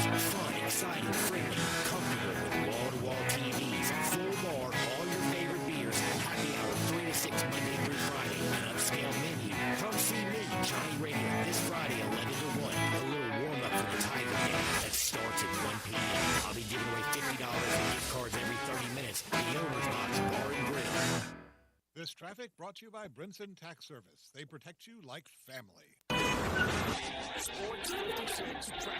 Good afternoon. A couple of accidents in their clearing stages. It has increased with that traffic volume on 55 as we check it out live here down through South Haven into DeSoto County. That normal buildup right now through the Midtown area on 240 southbound at South Parkway down past Norris. Watching it build here I-40 west at the Hernando DeSoto Bridge back over into West Memphis. If your yard needs a little bit of help, you want to make it greener, healthier, call Lawn Solutions right now. They are very affordable and they're really good at what they do. They'll make your yard look beautiful. Call Lawn Solutions 867-5626. I'm Commander Chuck with your on-time traffic.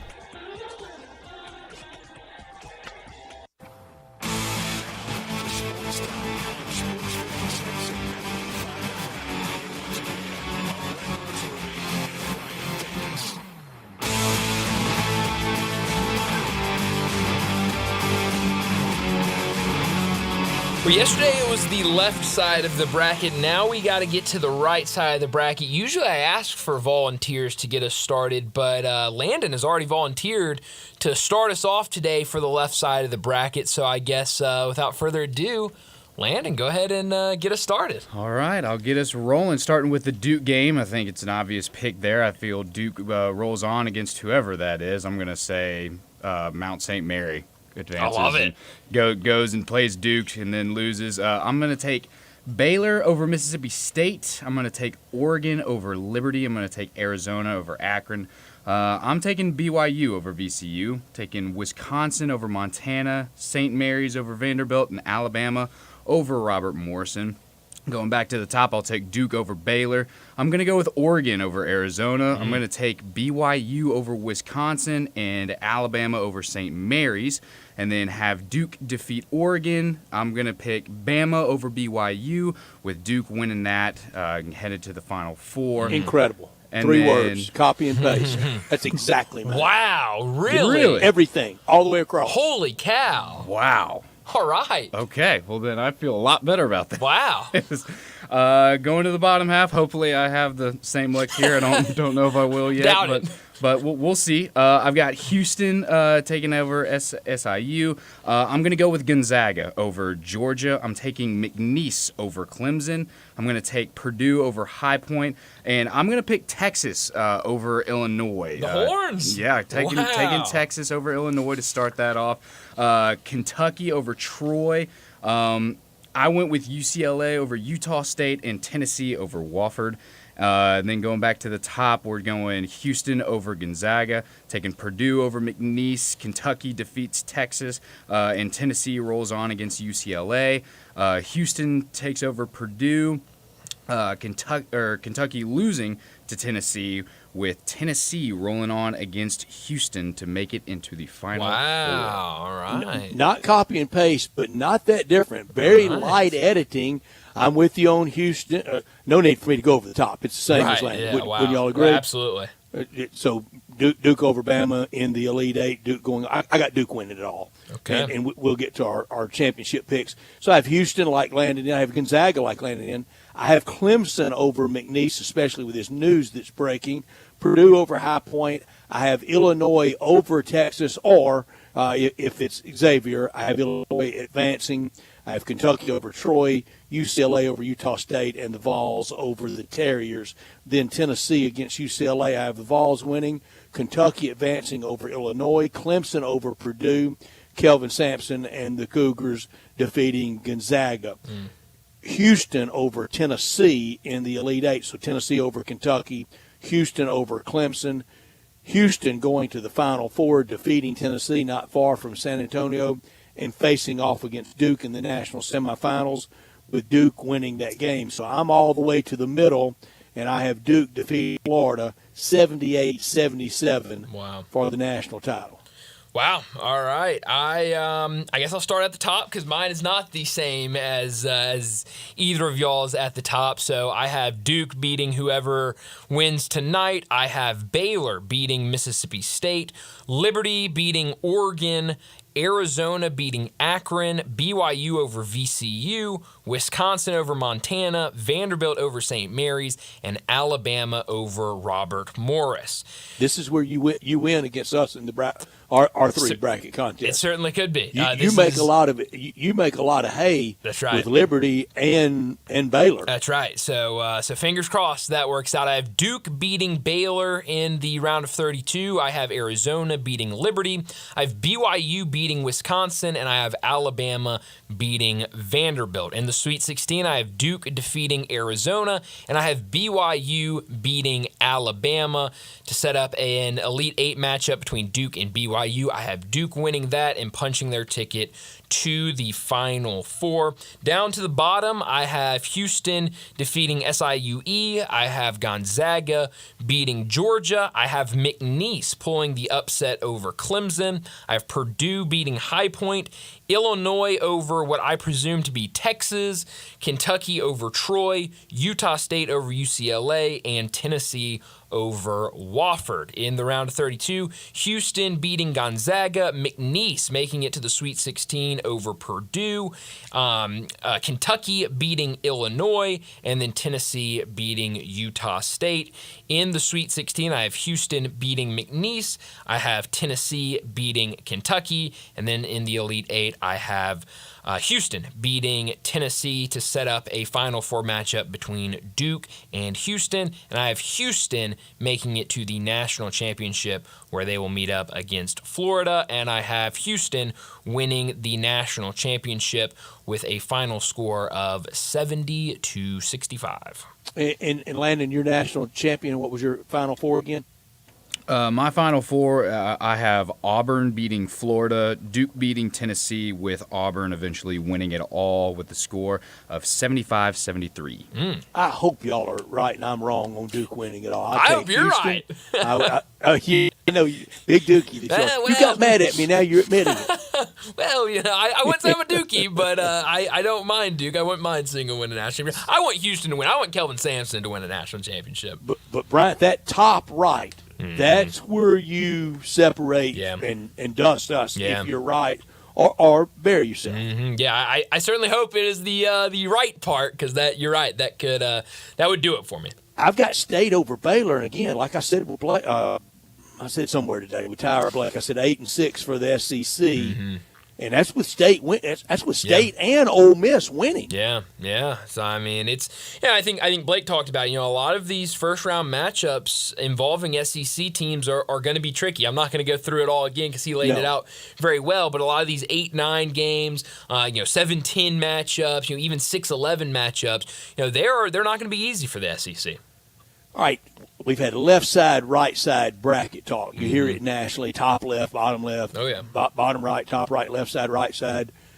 And it made me think, Brian, and it's maybe the toughest hard one I'm ever going to ask you. Because, you hear left brain, right brain, right? Left side of the brain, right side of the brain. I'm going to go through it. The left side of the brain plays, I'm reading straight from AI, plays a crucial role in various cognitive and motor functions, controls language comprehension, production and speech, processes grammar, syntax, and vocabulary, handles analytical thinking, problem solving, decision making, focuses on details, patterns, and sequences. Right side, spatial reasoning and navigation, creativity, imagination, intuition, holistic thinking, artistic and musical abilities, and recognition of faces and objects. My how hard one to you is this. Are you left side or right side, and what am I? I think I'm right side. I think so. I think you might be left side. I don't know though. I think I'm left side. I think so. Anything with musical abilities knocks me out. Oh yeah. That's right side. Yeah. Because it's so bad I can't even lip sync at church. Well, I'd like to say that I can sing a little bit. Oh no, I would have dogs Wow. baying into the night if I started singing. Yeah, but I'm also not a good judge for that because I think there are a lot of people that would probably disagree with that. But recognition of faces and objects, I'm not going to forget a name and face. That's true. That's true. But that's right side. But doesn't that cross over into? It does. Yeah, some of that stuff focuses crosses on over. details and patterns and sequences from left side. Yeah. I think that's where you're very detailed. So like I think that is you with left side. I would call myself right side, but I can recognize faces. Like if I see a face, like I won't probably forget your face. I won't remember your name though. I'm terrible with names. For a few now. Maybe somebody from long ago. Hey, do you remember me? And Sure. I'll go, help me out just a little bit. Yeah. Just a little bit. Just jumpstart me just a little bit. Jog it a little bit. Jog my memory. Yeah, I think. What are you, Landon? You a left side or a right side? Lefty or righty? I'm ambidextrous when it comes to my hands. Well, I'm not ambidextrous, but I feel like I'm a little bit of both. I think I've got a little bit of the musical side. I'm like Bryant when he says I'll never forget a face, but like somebody will say, "Do you remember this guy?" And I'm like, Nah. If you showed me a picture, I'll remember, but I don't remember his name. So I don't know if I have a definitive side. Maybe your brain is ambidextrous. Who knows? An Maybe ambidextrous brain. You're both. That's me. The right side, it also has other functions, perception of time and rhythm.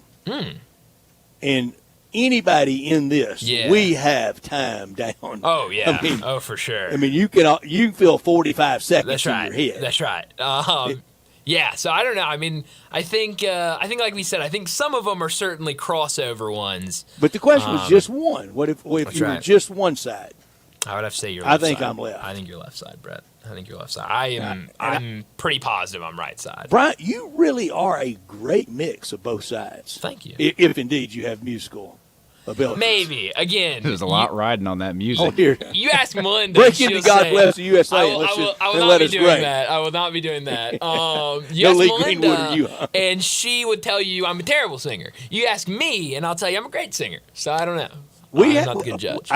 My favorite minister of all time, Reverend Lisa Anderson, and forever was on staff at St. Jude, just a wonderful human being.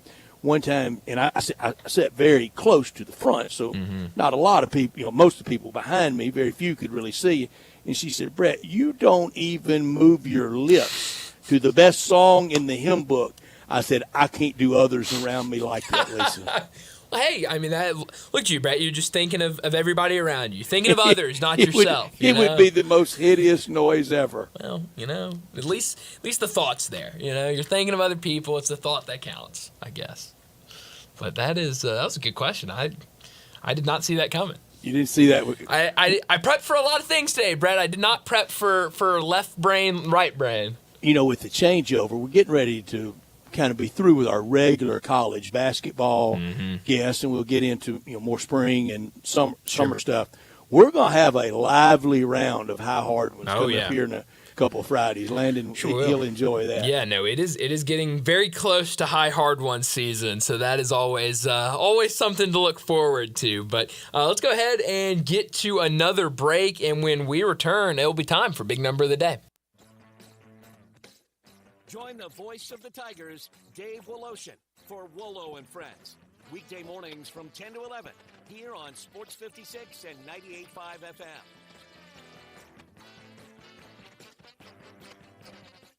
All aboard, football fans! The Memphis Showboats are back in action with more of the football you love.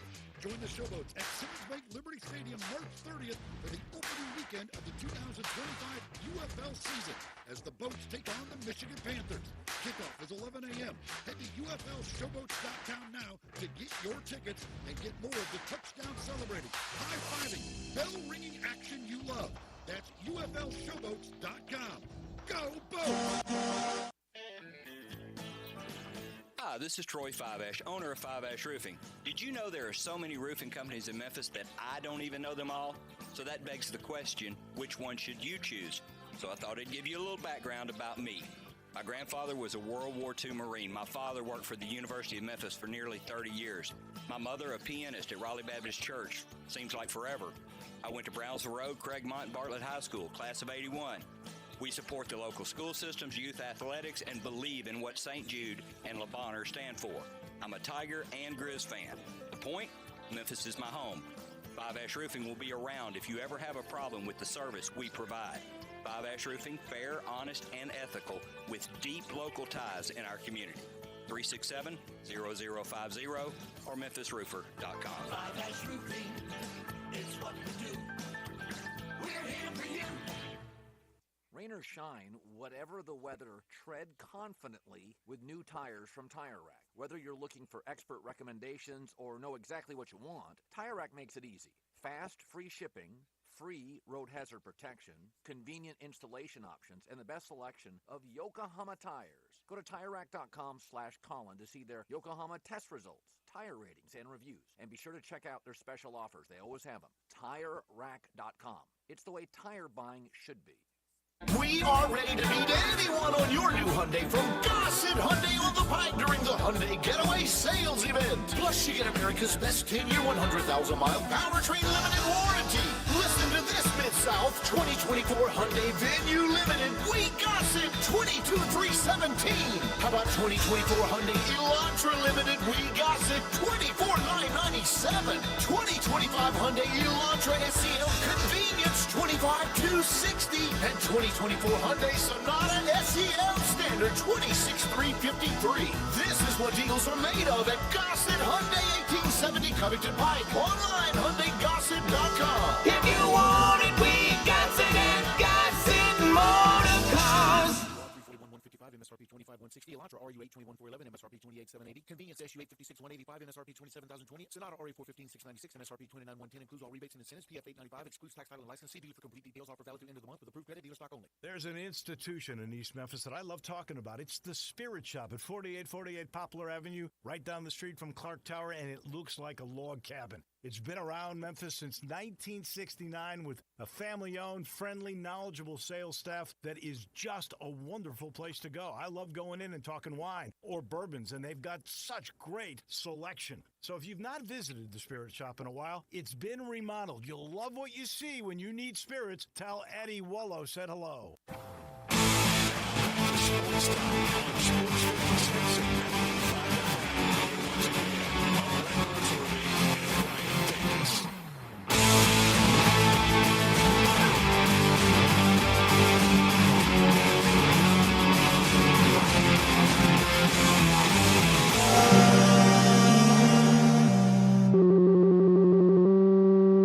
Big Daddy. Hello, Big Brand. It's a guy, he wants to be big, then he gets big, he doesn't want to be big anymore, then he gets small, but the suit's too big. Big Daddy. The big boy. You're a big guy. I think she's trying to pull a fast one on Big Daddy. The big number of the day. Well, Brett, my big number today is the number 95. Last night, North Carolina picked up a massive win over San Diego State. They finished with 95 points. They became the first team in NCAA tournament history to score 95 or more points, shoot 50% or better from the field, shoot 50% or better from three, and shoot 85% or better from the free throw line.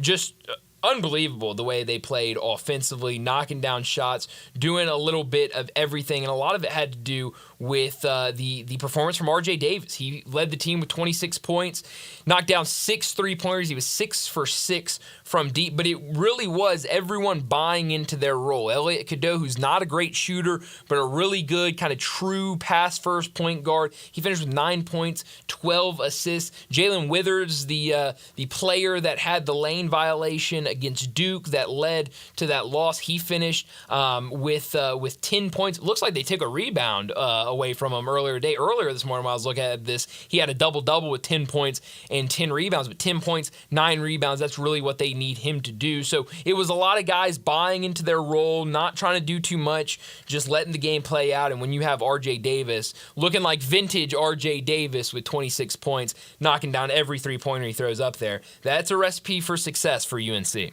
It sure is. And who gets in front of him for Ole Miss? That's a tough matchup for. Sure is. For really any of the smaller guards. Yeah, and I mean he's shown throughout his career that he is when he gets hot, he is really hard to stop, and so he's definitely going to try to build off of this performance against North Carolina, and we'll see if he can get it done.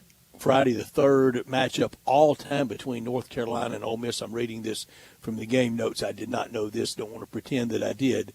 First time to meet in nearly 100 years. The two programs previously faced off in postseason action, meeting in the Southern Conference Tournament in 1923. That doesn't even count. I mean, throw it out. And then again in 1926. Also doesn't count. I mean, those years, they even exist. That's North crazy. Carolina, if you had Ole Miss plus 15.5, what a heartbreaker. Wow. North Carolina on March 1st, 1926, 38-23 winner. Wow. All right. 38-23. Okay. That's a score right there. That's something. The roaring 20s, man. It was the roaring 20s. My big number is 19, speaking of 20. There are 19 Final Four coaches left out of the 66 teams that now remain. 12 that took the school that they're still with to a Final Four. Here's the ones that took a different team. Beard, May, Cal, Patino, Barnes, Moser, and Shaka Smart. Wow. Some good coaches right there. Obviously, if you've made it that far in a tournament, you're a pretty good coach. Coaching still matters. All the NIL, and that goes with NIL with coaching as well. Might be the number one thing. Patino can come up with the money. He can find the money. Oh, yeah. Absolutely. I mean, coaches absolutely matter, and I think that number really shows it. I mean, just the success that these teams are having that have kind of been there, done that, continuing to get their teams to the NCAA tournament and usually making noise. Dusty May was able to get the money and get the players, some of them, from his FAU program to go with him to Michigan. Yeah, I mean, it's just, good coaches are able to find a way. And really, if you have a good coach, you're going to get good play. And if you get good play, you're going to get even more people to want to put in NIL money. And so I know right now a lot of people picking that UC San Diego upset over Michigan. But, I would not be surprised if Michigan wins that one. And then tough matchup against A&M. But, I would not be surprised if Michigan went on a run here. We will ask Kevin Sweeney this in about 7 or 8 minutes when he joins us at the top of the hour. But what do you think is the most popular upset pick first round? Is it UC San Diego? It's kind of what it feels like right now. I'm seeing a lot of people say that one. I'm seeing a lot of people with the Colorado State over Memphis. I would say I have Drake over Mizzou. Yeah, that one's a very popular one as well. But I would probably say one of those two 5-12s would probably be obviously kind of the whole you got to pick 112 over a 5. That kind of makes those 4 games a little more popular picking upsets because you feel like you have to. And I've heard at least a lot of UC San Diego and a lot of Colorado State. The easiest thing on earth to be is the no guy. Just say no, and I mean you'll be right a lot. Right. I kind of did that and pulled that with the Super Bowl in that we were due a dud. And I got lucky because it was mostly a dud. The score got a little wilder. It was a dud. it was a dud. I've never tried this. Okay. I've never tried this with this tournament. Okay. And I hate this word. I'm going to say Thursday and Friday's boring. Chalky. Really? Dud. Okay. All right. I hope you're wrong. And I hope I'm wrong, too. And if I am, I'd never, ever get close to calling Thursday and Friday because it is the best 2 days of sports. And what makes it are the wild upsets. It's called March Madness for a reason. There is madness all over the place. When they leave a game and the studio throws it, let's get out to Pocatello. I mean, they're not going out there because they're cruising by 22. No, they're not throwing it out to Clemson McNeese if Clemson's blasting them by 15. And get ready for screaming announcers, and that's what makes it also get ready. And I love him. Whatever regional he's assigned to, and kind of only break him out at tournament time. Dan Bonner, you know what I'm talking about? Yeah. Seriously, you don't drink, but if you wanted to play a drinking game at home. drink every time he chuckles. And by the end of the day, when you notice how often he does it, you're laughing with him. Let's go back out to Dan Bonner. Dan, your grandma will wear cowboy boots, and he's going to chuckle. The first instinct is, and I'm chuckling talking about him chuckling. I mean, laughter is a very contagious thing. It is. It's good. I mean, I'd be chuckling away too if I was courtside at these at games all the time. Yeah, I mean, it would. I would be very giddy about that. So no, I'm excited for it. You know, tomorrow morning when it gets started.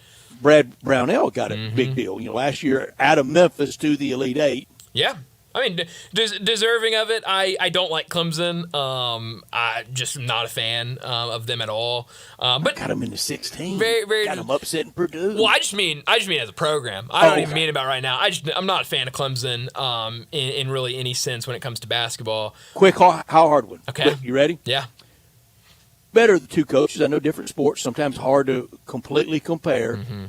Tom Izzo or Dabo Swinney. I knew Dabo was going to be in there. Oh, geez. This is I think this is a hard one than what we just had in our last segment. The brain question. This might be worse than the brain question. I don't know anything about my brain. This is almost the truth serum for basketball head or football guy. And that, I'm gonna go with Izzo. 2 beats 1, doesn't it? It does. Double-digit wins. Yeah. I mean, he wins as much as Izzo. He does. And he's won more than what matters than Izzo. But Izzo is a totem pole. I mean, it is that he is revered. That is, I think, the hardest hard one because they're both great. They're both incredible. I think you just flip a coin and you go wherever it takes you. But we need to go ahead and get to a break here in just a second. Before we do that, though, we've talked all about these basketball games. Obviously, first four are already getting started. But tomorrow, we'll have the complete bracket playing out in front of our eyes. And so March is here, and that means it's time to tune in for all of the college basketball action, the perfect place to watch all of the action play out. It's at Bell Tavern, located at 117 Barbaro Alley. Bell Tavern is the perfect bar for a night out with friends or just catch a game. It's not one of those loud, rowdy sports bars. It's enjoy a night at Bell Tavern where it's quiet. You can enjoy it. You can just relax and watch these games. Get one of their great cocktails in their quiet, dimly lit bar. And it's not just the drinks. Bell Tavern has the best bar food in Memphis. Pair one of their gourmet burgers with the coldest beer in the city for a perfect night out. If you haven't tried Bell Tavern out before this weekend, it is the perfect time to do it with all of the college basketball action going on. You don't want to miss a game. I mean, from about lunchtime tomorrow until late in the night, from tomorrow until Sunday, the action will be on the TVs all the time. So go out there, 117 Barbaro Alley, and check out Bell Tavern. For more information about our friends over at Bell Tavern, give them a call, 901-249-6580. Go to belltavern.com. Let's get to a break. When we return, talking more college basketball with Kevin Sweeney.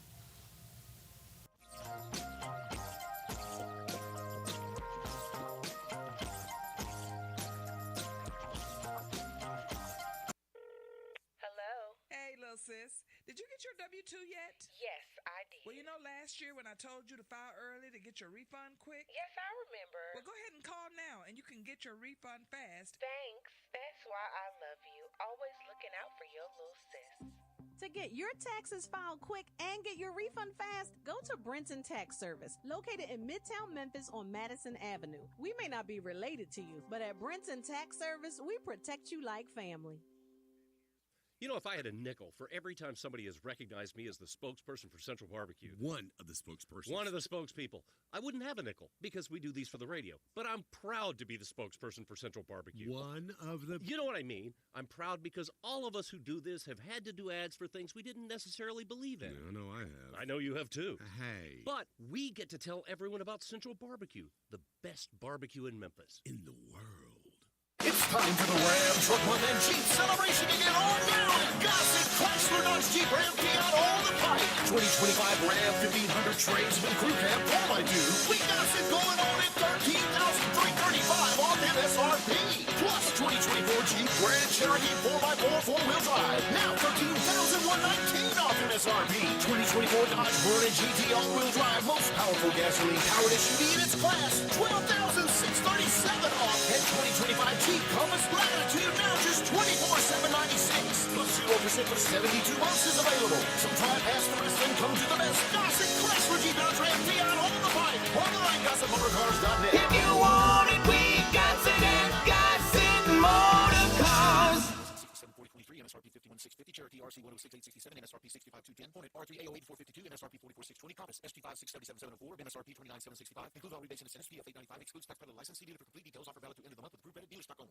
Whether you need to do work on 1 acre or keep up 1,000 acres, Calv Equipment has the equipment for you. For large landowners, Calv Equipment has Coyote tractors and all the implements to get your job done. For commercial cutters and you large homeowners that want the best commercial, zero-turn, stand-on, or walk-behind mowers, Calv has Exmark and Toro commercial mowers along with Red Max and Echo commercial blowers, trimmers, and chainsaws. If you have land to work, Calv Equipment has the tools for you.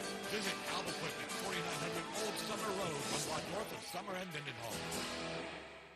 Jenkins Floors and More invites you to their retail warehouse where they pass wholesale savings on to you. Jenkins Floors in Little Rock, Cleveland, Mississippi, and now open in Horn Lake at 2356 West Goodman Road. Specializing in flooring and carpeting, tile, plantation shutters, and blinds, Jenkins makes your life easy with a 2-week turnaround. Contractors, builders, or family projects, call 662-469-9350 for a free estimate. Owners Timmy and Rebecca Jenkins say hello to Sports 56 fans and look forward to your business. This traffic report brought to you by Triangle Meat Company, feeding Memphis since 1967. Open 8 to 5, Monday through Friday, 4790 Summer Avenue. Trust Triangle Meat Company. Sports 56 traffic. Good afternoon. A couple of accidents in their clearing stages. Here's what we're seeing. Traffic loading up right on schedule coming out of Midtown on 240 South and South Parkway. It's busy, but it's moving. On 40 eastbound from Sycamore View Road here all the way out to Germantown Parkway. Crowded over here now on 240 East up by Poplar. Weimer's Jewelry, serving the Memphis area for well over 40 years. If you want to save some money, shop local at Weimer's Jewelry, 7525 Highway 64. I'm Commander Chuck with your on-time traffic. Sports 56, WHBQ Memphis, and W253DF Memphis, with Dave Woloshin, weekday mornings from 10 to 11. Now, back to Sports Time on Sports 56 and 98.5 FM. This hour brought to you by Jaguar Land Rover Club Safety once again.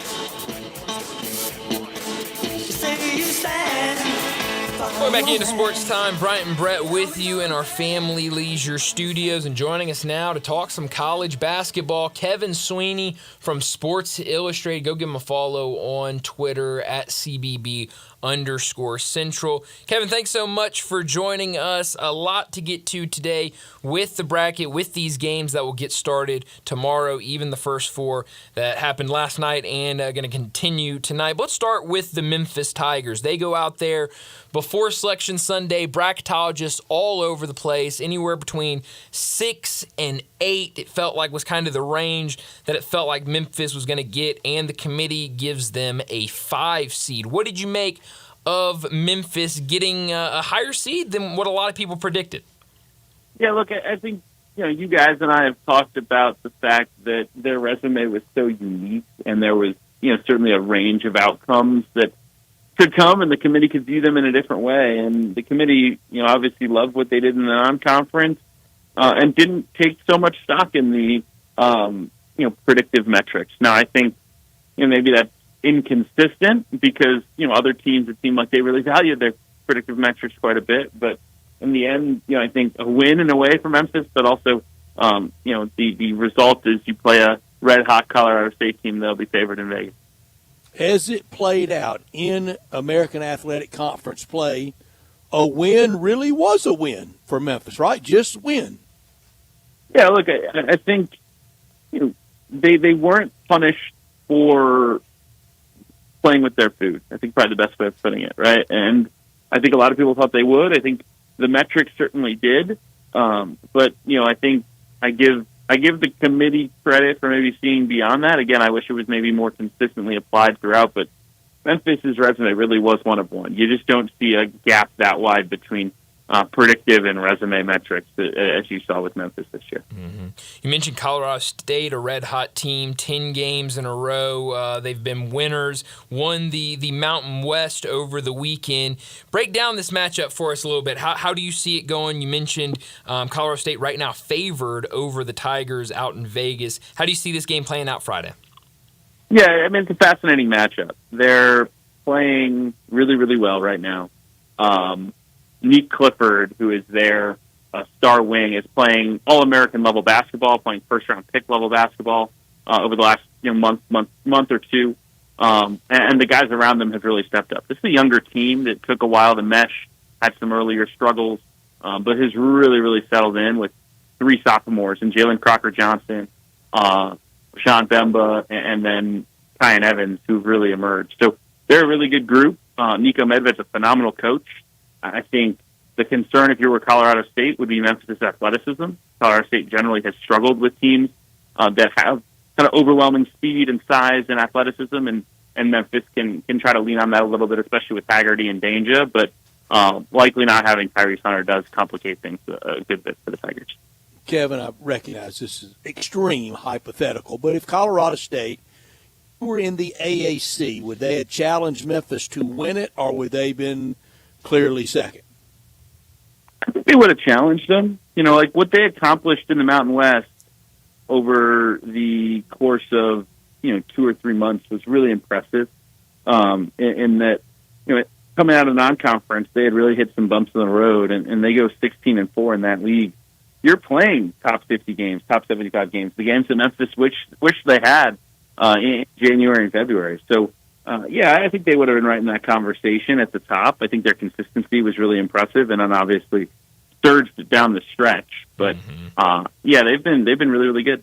Yeah, they've been fun to watch. Just looking at the bracket as a whole, when it was released on Selection Sunday, what were some things that jumped out to you?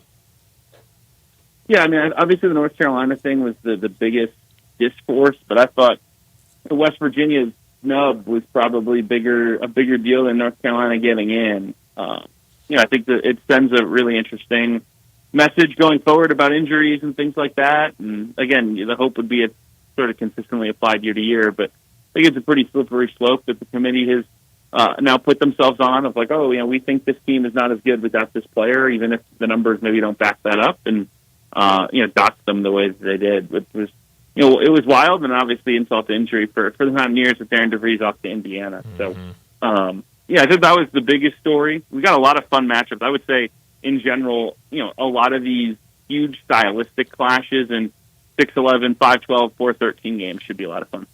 I love the bracket on Monday, on Outrage Monday. I had none, Kevin. I thought they got it right.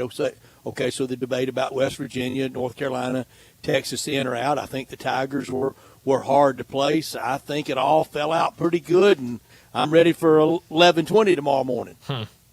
It's always the best. I mean, that first game tips off. You always hope it's close. I think it will be. But that first game, I mean, there's very little feeling like it as a college hoops junkie. Mm-hmm. You mentioned that first game tomorrow will be Louisville and Creighton. Louisville kind of, I felt like Louisville, where Louisville was picked and where Memphis was placed, those were kind of interesting, where Louisville, I think, seeded lower than what most people thought as an 8 seed, but they're playing in Lexington, so kind of helping them out a little bit, maybe evening that out. You're a lower seed, but you're playing in a more cozier environment. On the other side, Memphis, I think a lot of people thought they would be in that 6, 7, 8 range. They get a 5 seed, higher than a lot of people expected, but they have to go all the way out to Seattle. What did you make of Louisville getting an 8 seed? Yeah, I thought they were underseeded. Again, I think when you're looking at asking the committee for some level of consistency. How does Carolina get in if Louisville's an 8 seed? Why is Louisville that low if Clemson was seeded pretty fairly as a 5? I don't quite understand that. But as you said, the opportunity to stay in Lexington is nice. I think, again, what's really frustrating if you're Louisville is the potential of now having to see Auburn in the second round if you win. Yeah. Right? If you're a 6 seed, I mean, that's sort of prime real estate to try to make that run to the second weekend. And here it's going to be a lot more difficult. But obviously, just happy to be there, given where that program was a year ago at this time. Yeah, brutal break for them with that second round matchup. You mentioned Darren DeVries. He is off to Indiana. He had his introductory press conference earlier today. What did you make of that move? Obviously, Indiana has been the job that a lot of people have been talking about. There's been a lot of names that have been associated with that opening, but Darren DeVries is their guy. What do you make of that fit? And also, I know you mentioned his son, Tucker, that is out, and the committee said it after the selection show that was a reason why they weren't in. I know he's a senior. Will he get another year of eligibility? Does he have one more year to go play at Indiana? He will have another year because he only played 8 games this year, so he can redshirt and play for his dad at IU. It's an interesting hire. Look, I think he's a very good basketball coach. To win 20 games 6 years in a row at Drake is unbelievably impressive. To weather the storm of that Tucker injury this year, and somehow stick the landing and be right in the mix of the tournament was very impressive. And the fact that he's now had a year of experience dealing with some of these high-level roster management discussions that you have with agents now as part of being a high major coach, I think is very attractive to Indiana. Now, I think his personality sort of lacking for a big job like this, and that'll be a question: is does he fit the place? But he's a winner, and when you win, it solves itself. Where will you be for the weekend, Kevin? I'll be up in Milwaukee, so we've got some good ones. Ole Miss will be up there, and obviously on the other side, Kentucky and Illinois potentially could be a lot of fun. Yeah, that'll be fun. Speaking of that Ole Miss and now North Carolina matchup, all the outrage about North Carolina even getting in, and now they're favored over Ole Miss. What do you make of that matchup? I think a lot of this with North Carolina love after last night might be a little heat of the moment. What do you make of a North Carolina-Ole Miss matchup? Yeah, I mean, for the last month, Carolina has shot the cover off the basketball. They're 44% from 3 since February 15th. If that continues, I'm going to break some news here and say they're a pretty good team. I think most teams in the country, you make 45% from beyond the arc, you're going to be pretty hard to beat. And they have the shot makers to do that and make a run. How consistent that will be, I think is an open question. And you'd expect the regression monster to come for them eventually. But yeah, I do think there's probably been a little bit of overreaction. Oh, they're playing so great right now. I think they're playing the way they've played. They're just making a lot more shots than they have. Mm-hmm. Yeah, I'll be honest. Before even last night's game, I have them as kind of my dart. Just kind of throw a dart. I have them in the Sweet 16. So hopefully they continue to shoot the ball like they're shooting right now, and they can get there to the Sweet 16. Who is kind of your dark horse, Cinderella-ish run that you look at this bracket and you could see them going on and maybe making the Sweet 16 or Elite 8? I circle that VCU versus BYU game in Denver, and I think the winner of that one has a real chance to make some noise. I think VCU is my pick in that regard. I love their athleticism. I love their rim protection, and then their guard play and guys who can go make shots. But BYU, as we've talked about, the last couple of weeks, has been absolutely scorching hot, and they're not a team you really want to run into. I like the way VCU's defense matches up against BYU's. I think the ability to force teams into isolation possessions is not something that BYU wants to do. But I think whoever wins that game could be playing Duke in the Elite Eight for a spot in the Final Four. If you had to bet chalk or wild like last year, which one would you bet? I think we'll probably be chalky in the end. I think we'll see probably at least 2, maybe 3 1 seeds in the Final Four. Along the way, do I think there will be some shockers? Yeah, I think there's some real opportunities. We've got a pretty strong mid-major crop in that 11 through 14 range, one of the better crops I can remember. But I do think at the end of the day, we'll end up with the bigger brands and the best teams in the country from this year. Any 15s or heaven forbid 16s win? Man, hard to predict one. The one I would circle as a tricky matchup is Wofford for Tennessee, just because they played each other last year. Wofford was in that game most of the way. Wofford's a better team this year than they were a year ago. They're a great offensive rebound team, and they're a really good three-point shooting team. And when you play a slow-paced game like this will be, you generate some second chances and make a couple jumpers, and all of a sudden that game pressure comes. I'm not saying they'll win it, but I wouldn't be shocked if that one is at least competitive, and you're going to have to get that alert with 8 minutes left. We got to get our TV over there. Mm-hmm. Yeah, with that close call last year, that experience that Tennessee went through, just like anybody playing Yale, how do you let it happen to you 2 years in a row? I know there's a lot of roster turnover, but, I mean, Auburn playing Alabama State, you know they're going to be saying, remember Yale. And for that matter, anybody playing Yale, like Texas A&M, remember what happened last year when Yale played. How do you let anybody sneak up on you? Yeah, I mean, you would think that in this tournament, everyone would understand, like, nothing is too crazy to believe, right? And you have to bring your A game, or something bad can happen to you on that night. But I do think it's sort of inevitable, right? You're going to look past certain teams. You're going to be thinking about game 2 before game 1's over. And so that's the beginning of March. We'll see who it is that doesn't show up early on, but anyone can beat anyone in this tournament. That's the beauty of it, and we'll be locked in Thursday and Friday for it. The various coaching moves that have already been made. A month ago, we didn't see this for Indiana. We didn't see Ren Baker having to hire yet another coach at West Virginia, as quickly as he's going to have to. The Will Wade stuff today. Who could be the shocker with the early round upset of they could be available for an open job? Could it be Buzz Williams at A&M? Yeah, I mean, I think Buzz is open to a move. I'm not sure what that move is at the moment. I think if Porter Mosier's name has come up a lot at the Villanova vacancy here in the last 24 hours. If they're bounced early, that could materialize rather quickly. Same thing with Kevin Willard at Maryland, keeping another name that could potentially make the jump over to Villanova. And from there, early next week, all of a sudden, whoever's available will be scrambling for Maryland or scrambling for Oklahoma. So Buzz would certainly be a name at Oklahoma if that were to happen. A loss tonight by Texas, couldn't that start kind of the merry-go-round we had last year a little bit with the SMU firing? It certainly could. Obviously, Rodney Terry and them sneaking into the tournament was big. I don't think it provides a ton of security, though. If they lose today, I would be surprised if he's back next year. To maybe win one more game, and maybe Chris Delcani doesn't have the political capital built up to fire him. We'll see what happens. I know, no cheering in the press box, no cheering at courtside with a credential on. But if one coach could finally or win another one or win their first, do you have one? We went over our bracket earlier, and I think Bryant had Houston winning it. Is that right, Bryant? Yes. Has Houston winning it. I would love that for Kelvin Sampson. Do you have somebody like that you're kind of cheering for? Yeah, look, I think Kelvin and I think Rick Barnes, it would be really cool if either of them could break through. And I think it's realistic for both to dream.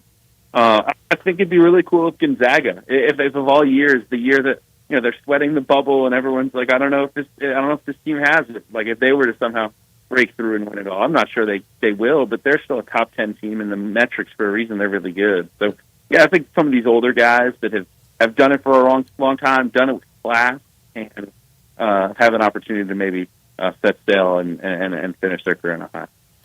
Well, back to the Will Wade, obviously going to NC State is what is being reported right now. I guess two-part question. What do you make of this McNeese-Clemson matchup? Because that felt like very early in the season, everyone's saying, oh, just wait till McNeese gets to the tournament. They're going to be the upset pick. They get a good Clemson team. What do you make of that matchup, and what do you make of the fit for Will Wade at NC State? And will that have any effect on how his team goes out and plays against Clemson?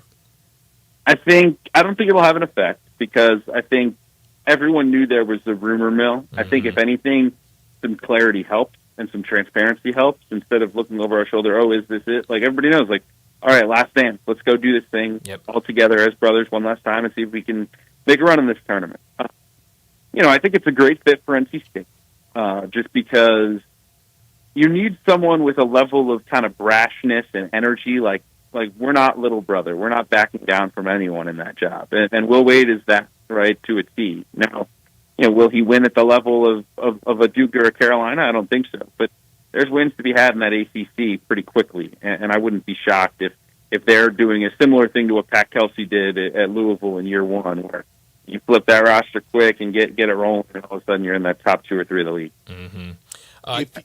Would you bet on any surprise announcements at the end of the tournament?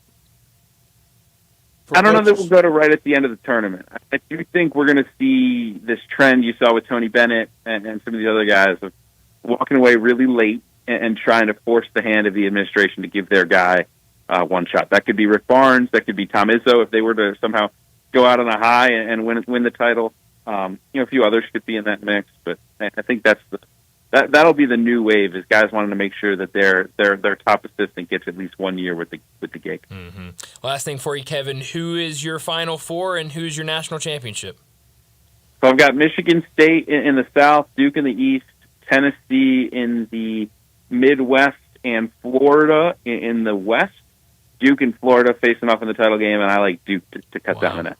Wow. That's my finals, and that's my winner as well, Duke Blue Devils. Yeah, that would be a really fun story for Coach Shire and obviously Cooper Flagg. Kevin, enjoy these games. Have fun at the games you're going to be at, and we'll talk to you again next week. Looking forward to it, guys. See ya. Thanks, Kevin. Thank you, Kevin. Kevin Sweeney with us from Sports Illustrated and College Basketball Central, talking the brackets. And, Brian, you would be Monday night final for Coach S and the Dukies. It's my guy, again, Think anybody but me calls him Coach S? Probably not. Probably doesn't maybe. roll like Coach K does. It doesn't. It really does not have that same Coach feeling. S, a lot of times S doesn't stand for What does S really stand for? I guess would be the question. Really, what does it stand? But Let's don't say it. No. Shire is what it stands for. Yeah, that's what it stands for. But no, I think like Kevin was saying, I think there are a lot of ways this bracket could break where we have some really fun stories when we get down to the Final Four and even the national championship game. I'm excited to see how it breaks out. Oh, and today, holding court, the beleaguered, beat down John Calipari. Back to his roots. I'm quoting directly. I'm kind of back to my roots being the underdog. This is one of those years that was so rewarding. All I'm thinking about is where we were. They threw us in the coffin, forgot the nails. No chance of the NCAA tournament. All of a sudden, we're here. Only place in the country that had any injuries this year, wasn't it, Brian? That's right. Yes. Oh man. Only we place. bust out somehow. Yeah. How about that? I'll get your fan base fired up. Fighting to get in. He only had the biggest NIL in the SEC. That's right. Yeah. Or he'd never taken the job. No. That was. Had to get the big hitters in there. One title ever, and one win since 2019. Yeah, that is that's hard to believe. And for the Razorbacks, this is a pretty big exception. I'll recognize that. Mm-hmm. Though that back-to-back Elite Eight for Eric Musselman mm-hmm. and the Sweet 16. That's all they've done since '96. Yeah, in the NCAA tournament. Mm-hmm. That's it. Yeah, it's going to be tough this year. I mean, Kansas and then St. John's, if you win that game. I mean, that's not easy. They went 96 out of Providence to the Sweet 16 after being in the finals and winning it all the 2 previous years to nothing until Eric Musselman back-to-back eights in a Sweet 16, and then last year out, this year barely in, but in. Sure, yeah, and so there's definitely gonna be a lot of eyes on that game, Kansas and Arkansas, and it's gonna be really tough if Arkansas gets that win playing St. John's in the next round. Tomorrow for these early games, I suggest a lot of people join me at Jim's Place Grill, where the TVs will be on, the brackets will be out, and fun will be having had by all. I can guarantee it. Over 100 years of charcoal grill steaks, over 100 years of celebrations, family time, and lasting memories. The Terrace family with their touch for our community, with recipes that date back to the beginning in downtown to now in Collierville, at the railroad tracks at Poplar and Houston Levee. Online at jimsplacegrill.com. Don't forget the E in grill.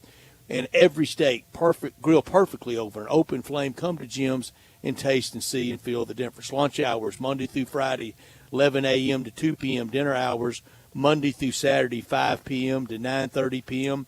The bar area will be a touch of March Madness. Since 1921, a Memphis landmark with hard work, values, and a dedication to their diners, the Terrace family, they've created that memorable dining experience, the lunch menu, the staples like the shrimp cocktail, the crab cakes, and the souffle mon. Those salad dressings, all homemade And at dinner, the soups, the seafood, the calamari, and those steaks, fillets, ribeyes, and strips, and the great bar area for us to all enjoy these fun times. All at Jim's Place Grill in Collierville.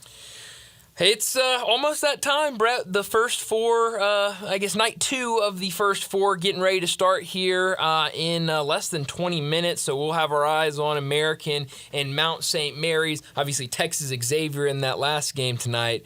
And then it'll all get kicked off tomorrow morning. I should know this. I don't like these open-ended questions. But I would bet, I wonder what first-round game, including the Dayton games, of teams in the closest proximity.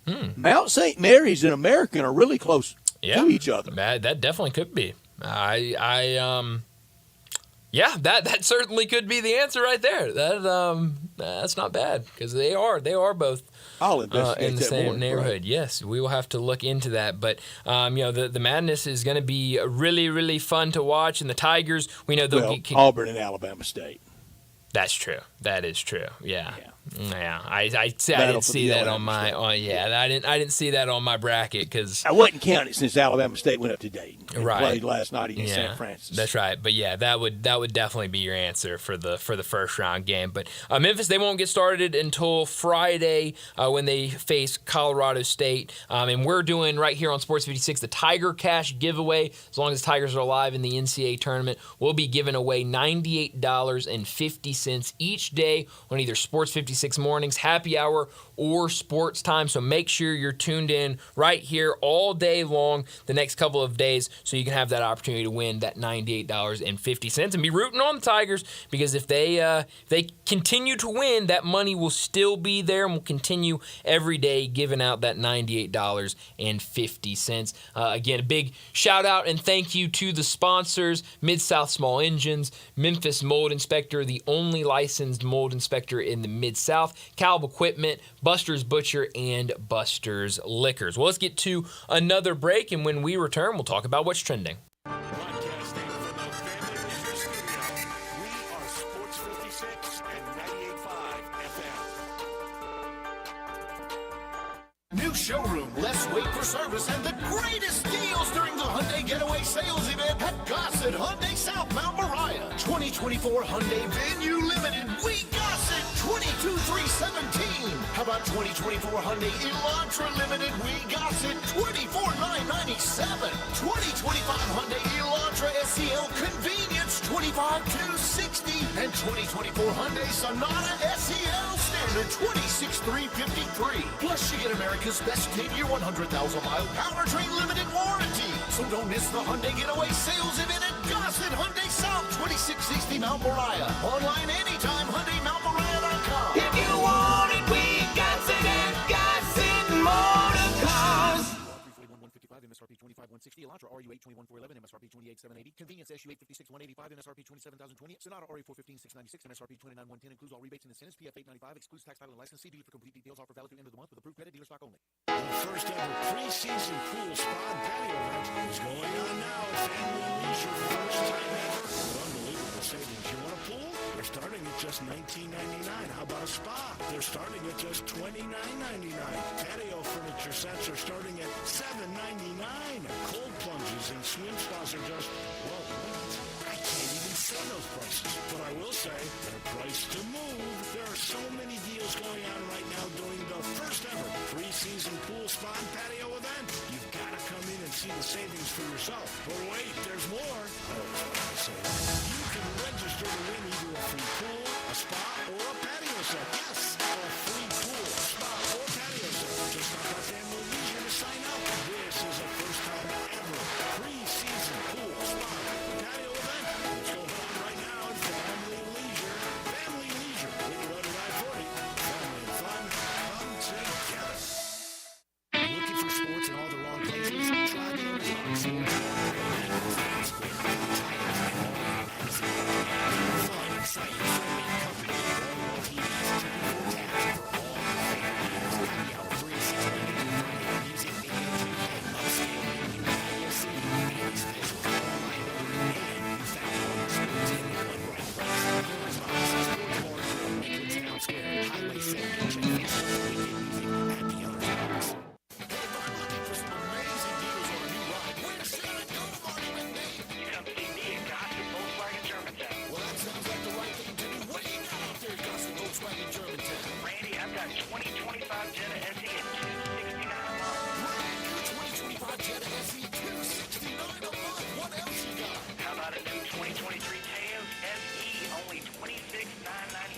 under $27,000 for a brand new Taos SE. That's awesome. Plus all 2024 Volkswagen Atlas SELT edition and all 2024 Volkswagen Atlas Cross Sport SEL R-Lines, $5,000 off. Well, I'm coming to see you at Dawson Volkswagen Germantown, 7420 Winchester Road. Online, DawsonVWG.com. Ask for Marty McMahon. And remember, the future is what you make of it.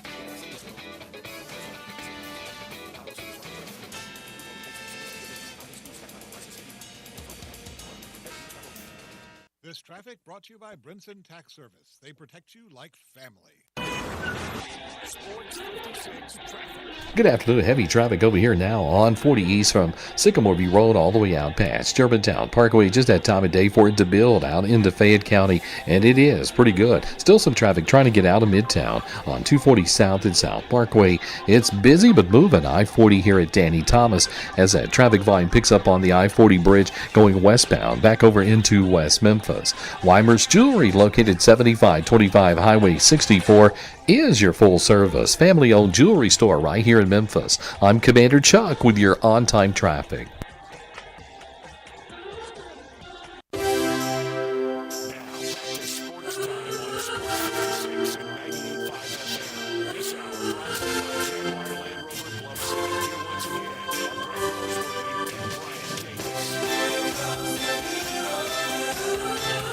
Well, you just heard this hour brought to you every single afternoon by Jaguar Land Rover Bluff City. And right now, a perfect time with all of the college basketball action. Take a break from it. Go out and head out to Jaguar Bluff City. It's been the premier Jaguar dealership for the greater Memphis area since 1984, and their talented team, they're ready to help you find your next perfect vehicle at unbeatable rates. Swing by Jaguar Land Rover Bluff City today and check out the new 2025 models like the 2025 Range Rover Sport, the 2025 Range Rover Velar, or the 2025 Defender.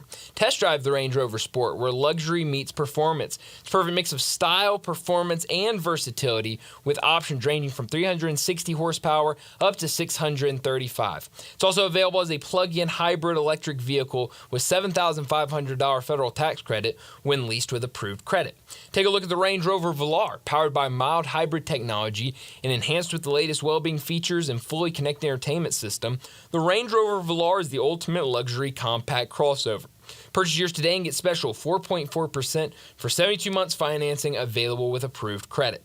Don't forget about the Defender. Available in multiple models to fit your needs, the Defender is built for the modern explorer, and Jaguar Bluff City is offering special interest rates for 60 and 72 months on various models. Give them a call, 877-259-6169. Go online to jaguarbluffcity.com, but head out there and test drive these vehicles. 6335 Wheel Cove, just off of Quince for Bluff City Jaguar. Well, Brett, we have talked a lot of college basketball today, mentioned it earlier, but Will Wade has agreed to become the next coach at NC State.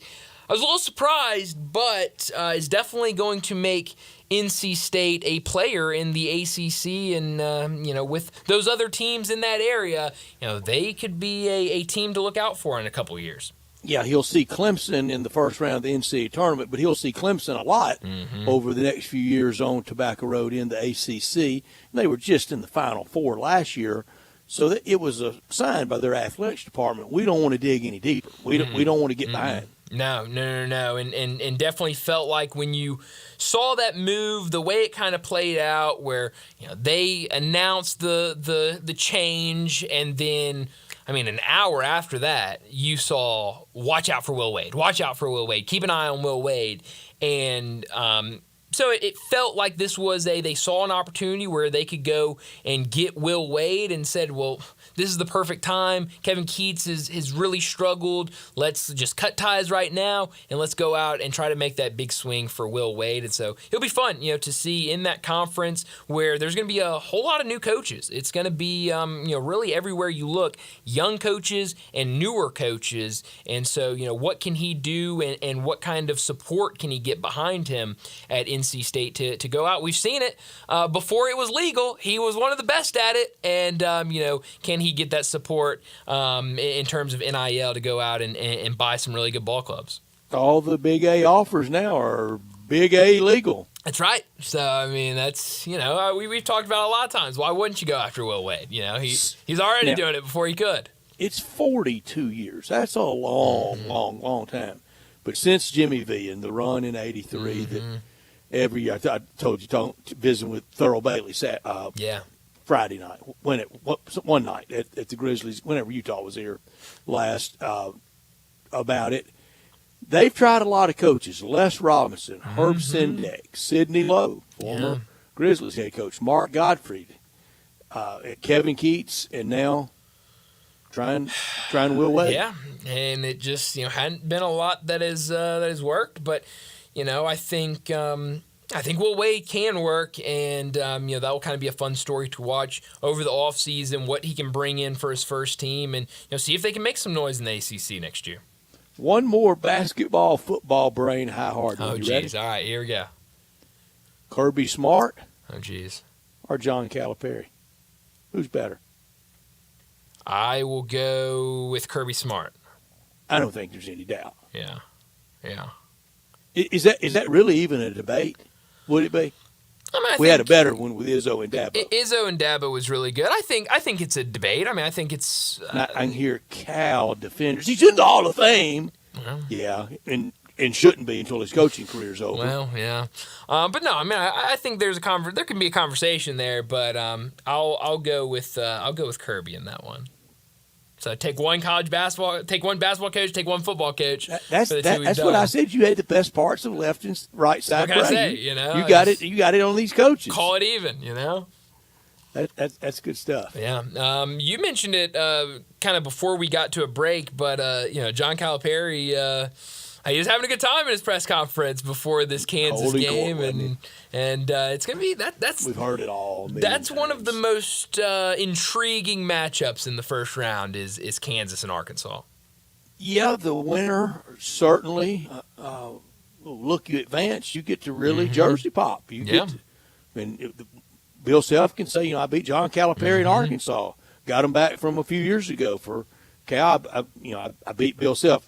Not in the one that we wanted. No, yeah. Not the one that really mattered, at least for us. But. And then await the primetime TV matchup of the winner of that going against Rick Pitino. And when you hear no love lost, real animus, rancor, it's not made up between Pitino and Calipari. No. It's not one where they hardly can play nice. Yeah. So I would love to see that matchup. I have that matchup. Calipari wanted to be Rick Pitino. Oh yeah. I mean, I would love nothing more than to see that matchup play out, and we'll see. I think the way these two seasons have gone for both Kansas and Arkansas has also been interesting. Arkansas coming up with the big wins when it mattered late in the season, and Kansas on the other hand really struggling. And you saw them lose some games later in the season. Dropping to Utah in kind of middle of February. Dropping those two games against Texas Tech and Houston, not playing well against UCF, and then ultimately losing to Arizona. How do they come out against this Arkansas team that, when we've seen them play with their backs against the wall, they've been pretty scrappy, and can they continue to play like that against Kansas? You want to see a pretty sight? Let's do it. Pull up your baseball standings. Oh, geez. Well, I already know what it says. It's Cubs 0-2. And in last place. Well, I think they should be in first place because they've played two games. They've actually played games. 0-0 beats 0-2. Well, it does. It does. No, I watched all of yesterday's game. I watched the first 3 innings of today's game, and then I got busy. But I didn't catch a lot of either. No. But But I am ready for 2 weeks from tomorrow. I'm very ready. I'm very excited for the start of the season. Then let the fun begin. Week from tomorrow. Yeah. No. Silly me. Week from tomorrow. Yeah. You're trying to add time before the season gets here. No, I don't want to do that. No. I'm ready for baseball. Be here before we know it, and so it's gonna be fun. I don't know what I expect from this division, but I could see it going several different ways. None of them include good things for the Cardinals. With the Mel Kiper mock draft yesterday and where he had Jackson Dart going, a lot of play on the ESPN for about the NFL and about the draft. Have you noticed all the B-roll that they're running of Jackson Dart? I haven't seen it, no. It's like the whole Arkansas game this year Really? runs on the B-roll. Well, it was that Jordan was, Watkins, yeah. 40 yards behind every defender. That's a good game to pull highlights from. Very, very flattering game. So no, that doesn't surprise me. And it throws. It also shows my two favorite dart throws. The one in the Gator Bowl to Naquan Wright that took out about 5 camera people down in the corner end zone, and the post corner 2 years ago in the 23 season in Oxford against Texas A&M, and the coverage was outstanding. But where he placed the ball for Trey Harris, who is equally talented to catch it, it was my two favorite touchdown throws he ever made. Yeah, and we've talked about it a lot. I think the draft's going to be really good for Jackson Dart, and you're already seeing that rise. I mean, we were talking about it before, Senior Bowl, before the Combine, of kind of him being in that early second round kind of range. But now, obviously, over on ESPN, shooting all the way up to a top 10 pick. I think that'd be huge. You'll get a lot of, it's almost the same thing we were talking about, maybe a little less because of the time there, but you'll get the comparisons. You'll get a lot of, Archie went from, Ole Miss to the Saints. Now Jackson Dart going from Ole Miss to the Saints. It won't be like it would be if he went to the Giants, where you just had Eli Manning there not too long ago. But no, I wouldn't mind seeing Jackson Dart in New Orleans at all. Yeah, and if he goes to the Saints, I can promise you, I'm buying a number 2. I love it. With him going there, only 2 Saint quarterbacks to ever wear number 2. Oh, wow. Jameis Winston, and who was my other guy? I looked it up last night. Jameis, and who else? Aaron Brooks, who was a good Saints quarterback. From Virginia. Wow. So that would be really cool. Looking at this yesterday and kind of seeing what Mel Kiper has for this draft. What I didn't love is where they have Ashton Jeanty going. He has Ashton Jeanty going 6th to the Las Vegas Raiders, obviously meaning he would go before the Dallas Cowboys made a pick, unless they made a move to try to go up and get him. But he still has Dallas taking a running back. He has Omarion Hampton from North Carolina, the North Carolina running back, going to Dallas, a guy that at the Combine ran a 4.46. So it looks like a lot of mock drafts have the Cowboys going running back. I guess it will depend on which running back is there for the taking. I love Jeanty, and I love Jeanty. I will forever love my Heisman vote for him to win it. No, I think it was. I didn't mind No. Travis Hunter winning it, but I can justify my vote. Oh, you absolutely can, and I think I'm right there with you. I probably would have gone with Jeanty if I was voting, but I was stunned it was that close. I was too. I really thought I was kind of throwing it away. I was stunned because I'd had a conversation with a lot of people where I was going, I'd probably give it to Ashton Jeanty, but I know he's not going to come anywhere near winning it. And then the results came out, and it was like, holy cow. That was way closer than I expected it to be. But no, we talked about this yesterday, this mock draft a little bit yesterday with Bo Marchant. If anybody hasn't seen it, missed it, the top 3, Titans taking Cam Ward, the quarterback from Miami, the Browns taking Abdul Carter from Penn State, and then the Giants at 3 taking Shedeur Sanders from Colorado, and the Patriots at 4 taking the Heisman Trophy winner, Travis Hunter. So we're getting closer to the NFL draft, and we'll see how this changes over the next month as we really get close to draft time. Let's go ahead and get to our final break of the day, and when we return, we'll wrap up today's show with Crunch Time.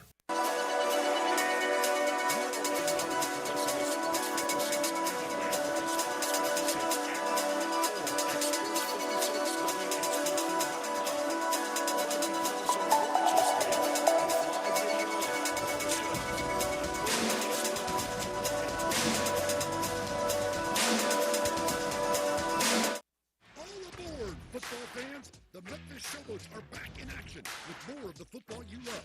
Join the Showboats Stadium March 30th for the opening weekend of the 2025 UFL season as the Boats take on the Michigan Panthers. Kickoff is 11 a.m. Head to UFLshowboats.com now to get your tickets and get more of the touchdown celebrating, high-fiving, bell-ringing action you love. That's UFLshowboats.com. Go Boats! Since 1948, in the alley, the Rendezvous. I'm with John Vargas. John, what's going on in the Rendezvous? Brett, after 76 years, we've decided to expand our product line. Anyone who's tasted our ribs is familiar with our vinegar base. It's now available in the 32-ounce jar. It's so good to base or marinate all meats. I even put a little bit on turnip greens. Something we've been using at the restaurant or at our house has been the Greek seasoning. My father was a cook, but my mother was a chef. And she was the one that put Greek seasoning on everything from a Mediterranean diet or steak. My mom used it on soup, salad, veggies, fish, any meat. It's a great seasoning and a flavor enhancer. My brother Nick figured out salt and pepper is more than just McCormick's and Morton's. He's come up with the perfect blend we use to coat our shoulders and our brisket, and he used to make it for his friends as Christmas gifts, and they loved it. All these products are available at Rendezvous or online for shipping as gifts and in many grocery stores. And if they're not in your favorite grocery store, ask your grocer to stock it. A beloved family of families still going strong since 1948. Rendezvous.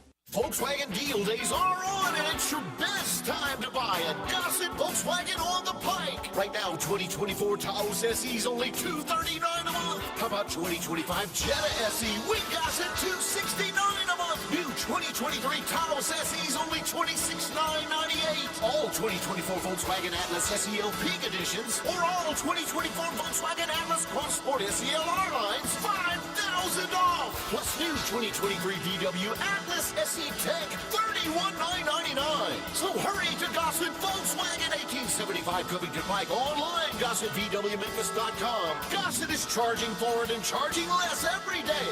If you want it, we got it at Gossett Volkswagen. MSRP 27116, Taos SE RM 107067, MSRP 30658, 23 Taos, MSRP 32119, Tech PC 513081, MSRP 43646, includes all rebates and incentives, PF 895, excludes tax file and license. See dealer for complete details. Offer valid through end of the month with approved credit, dealer stock only. Hi, this is Troy Fiveash, owner of Fiveash Roofing. I have been told that my ads are all business and I should share some of my personality. Okay, I love tongue twisters, like the one about the terrific tasting toast by Taste Tester Toaster, or Big Black Bugs, Bleed Blue Blood, and of course Sally and her seashells. Or of course the ever-present I'm a mother pheasant plucker, I pluck mother pheasants. Okay, enough of that. If you want an honest, fair, reasonable roofing, siding, or gutter estimate, call Fiveash Roofing at 367-0050. That's exactly what you'll get. No empty promises, no high-pressure sales tactics, and no fast-talking salesman trying to convince you that today and only today is the best day for you to get a new roof. For the record, the best day to get a new roof is when you're ready for one. Fiveash Roofing, fair, honest, and ethical. 367-0050 or memphisroofer.com. Fiveash Roofing, it's what we do. We're here for you. I had the worst dream last night. You were in a car crash, and the kids and I were on our own. We had to move out of the house because I couldn't afford it anymore. That's awful, hon. My brother got life insurance from Ethos, and it only took 10 minutes.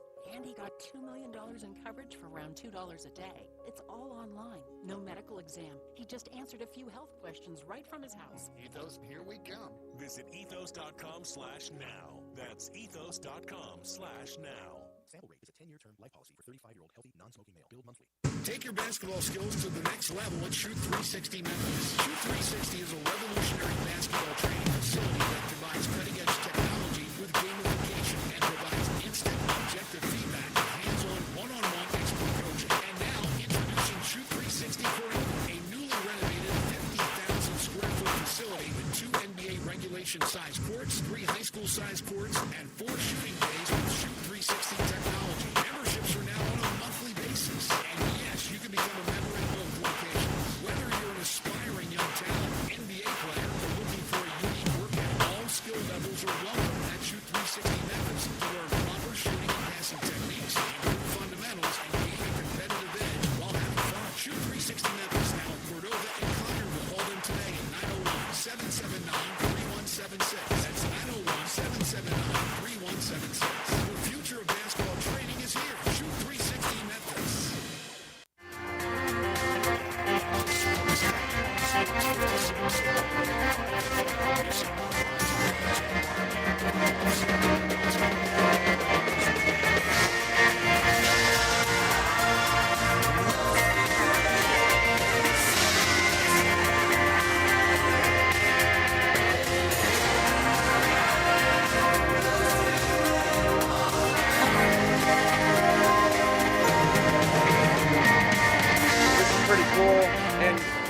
just getting started. So.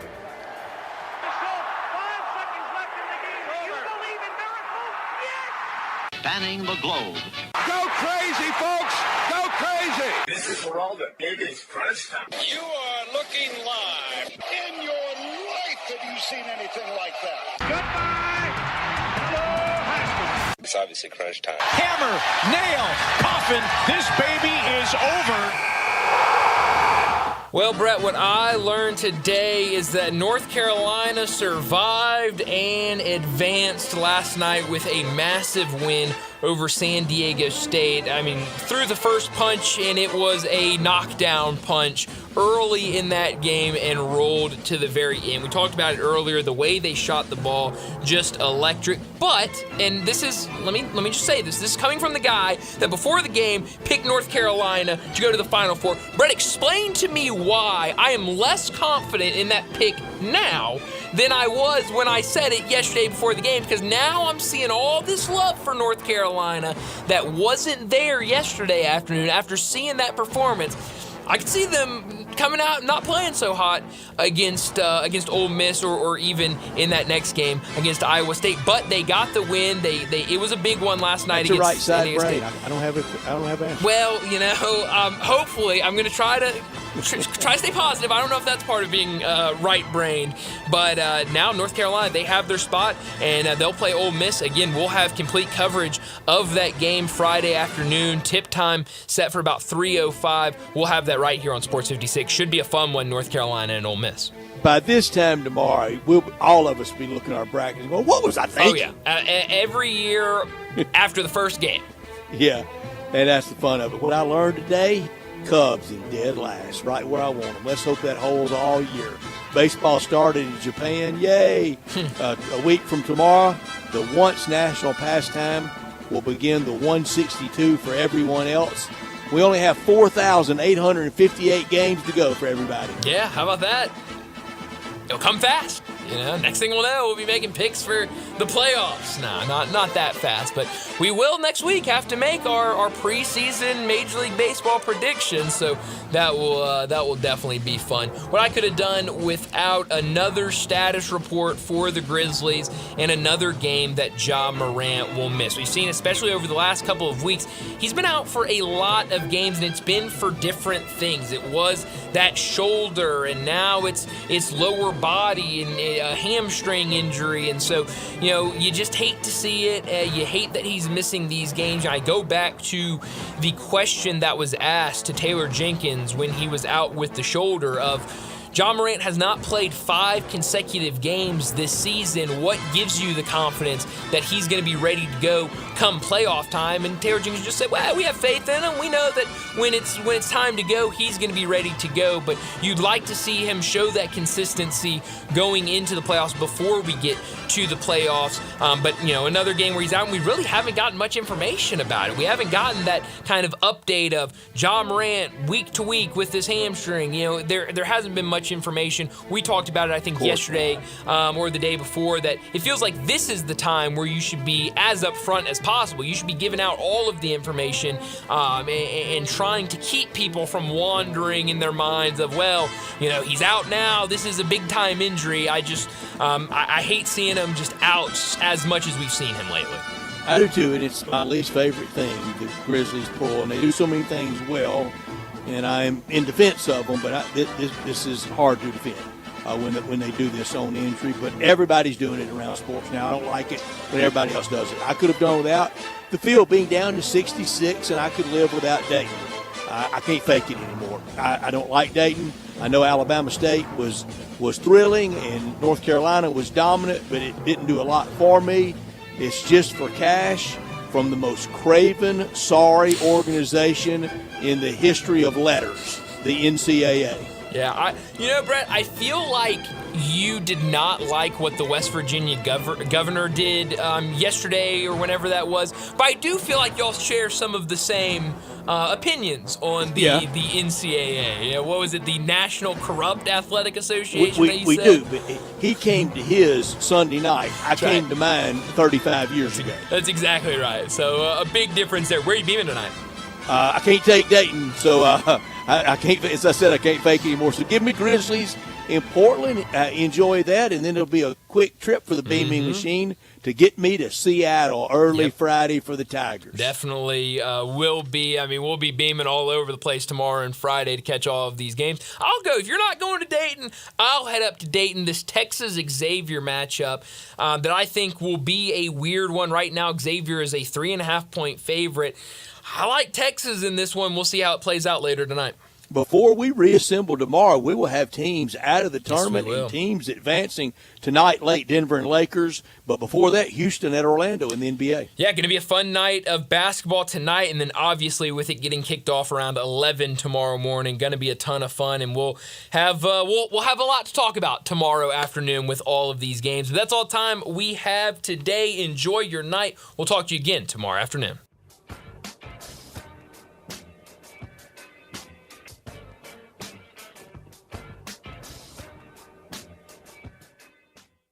Air. We breathe it naturally. Simple, right? Not so fast. The air you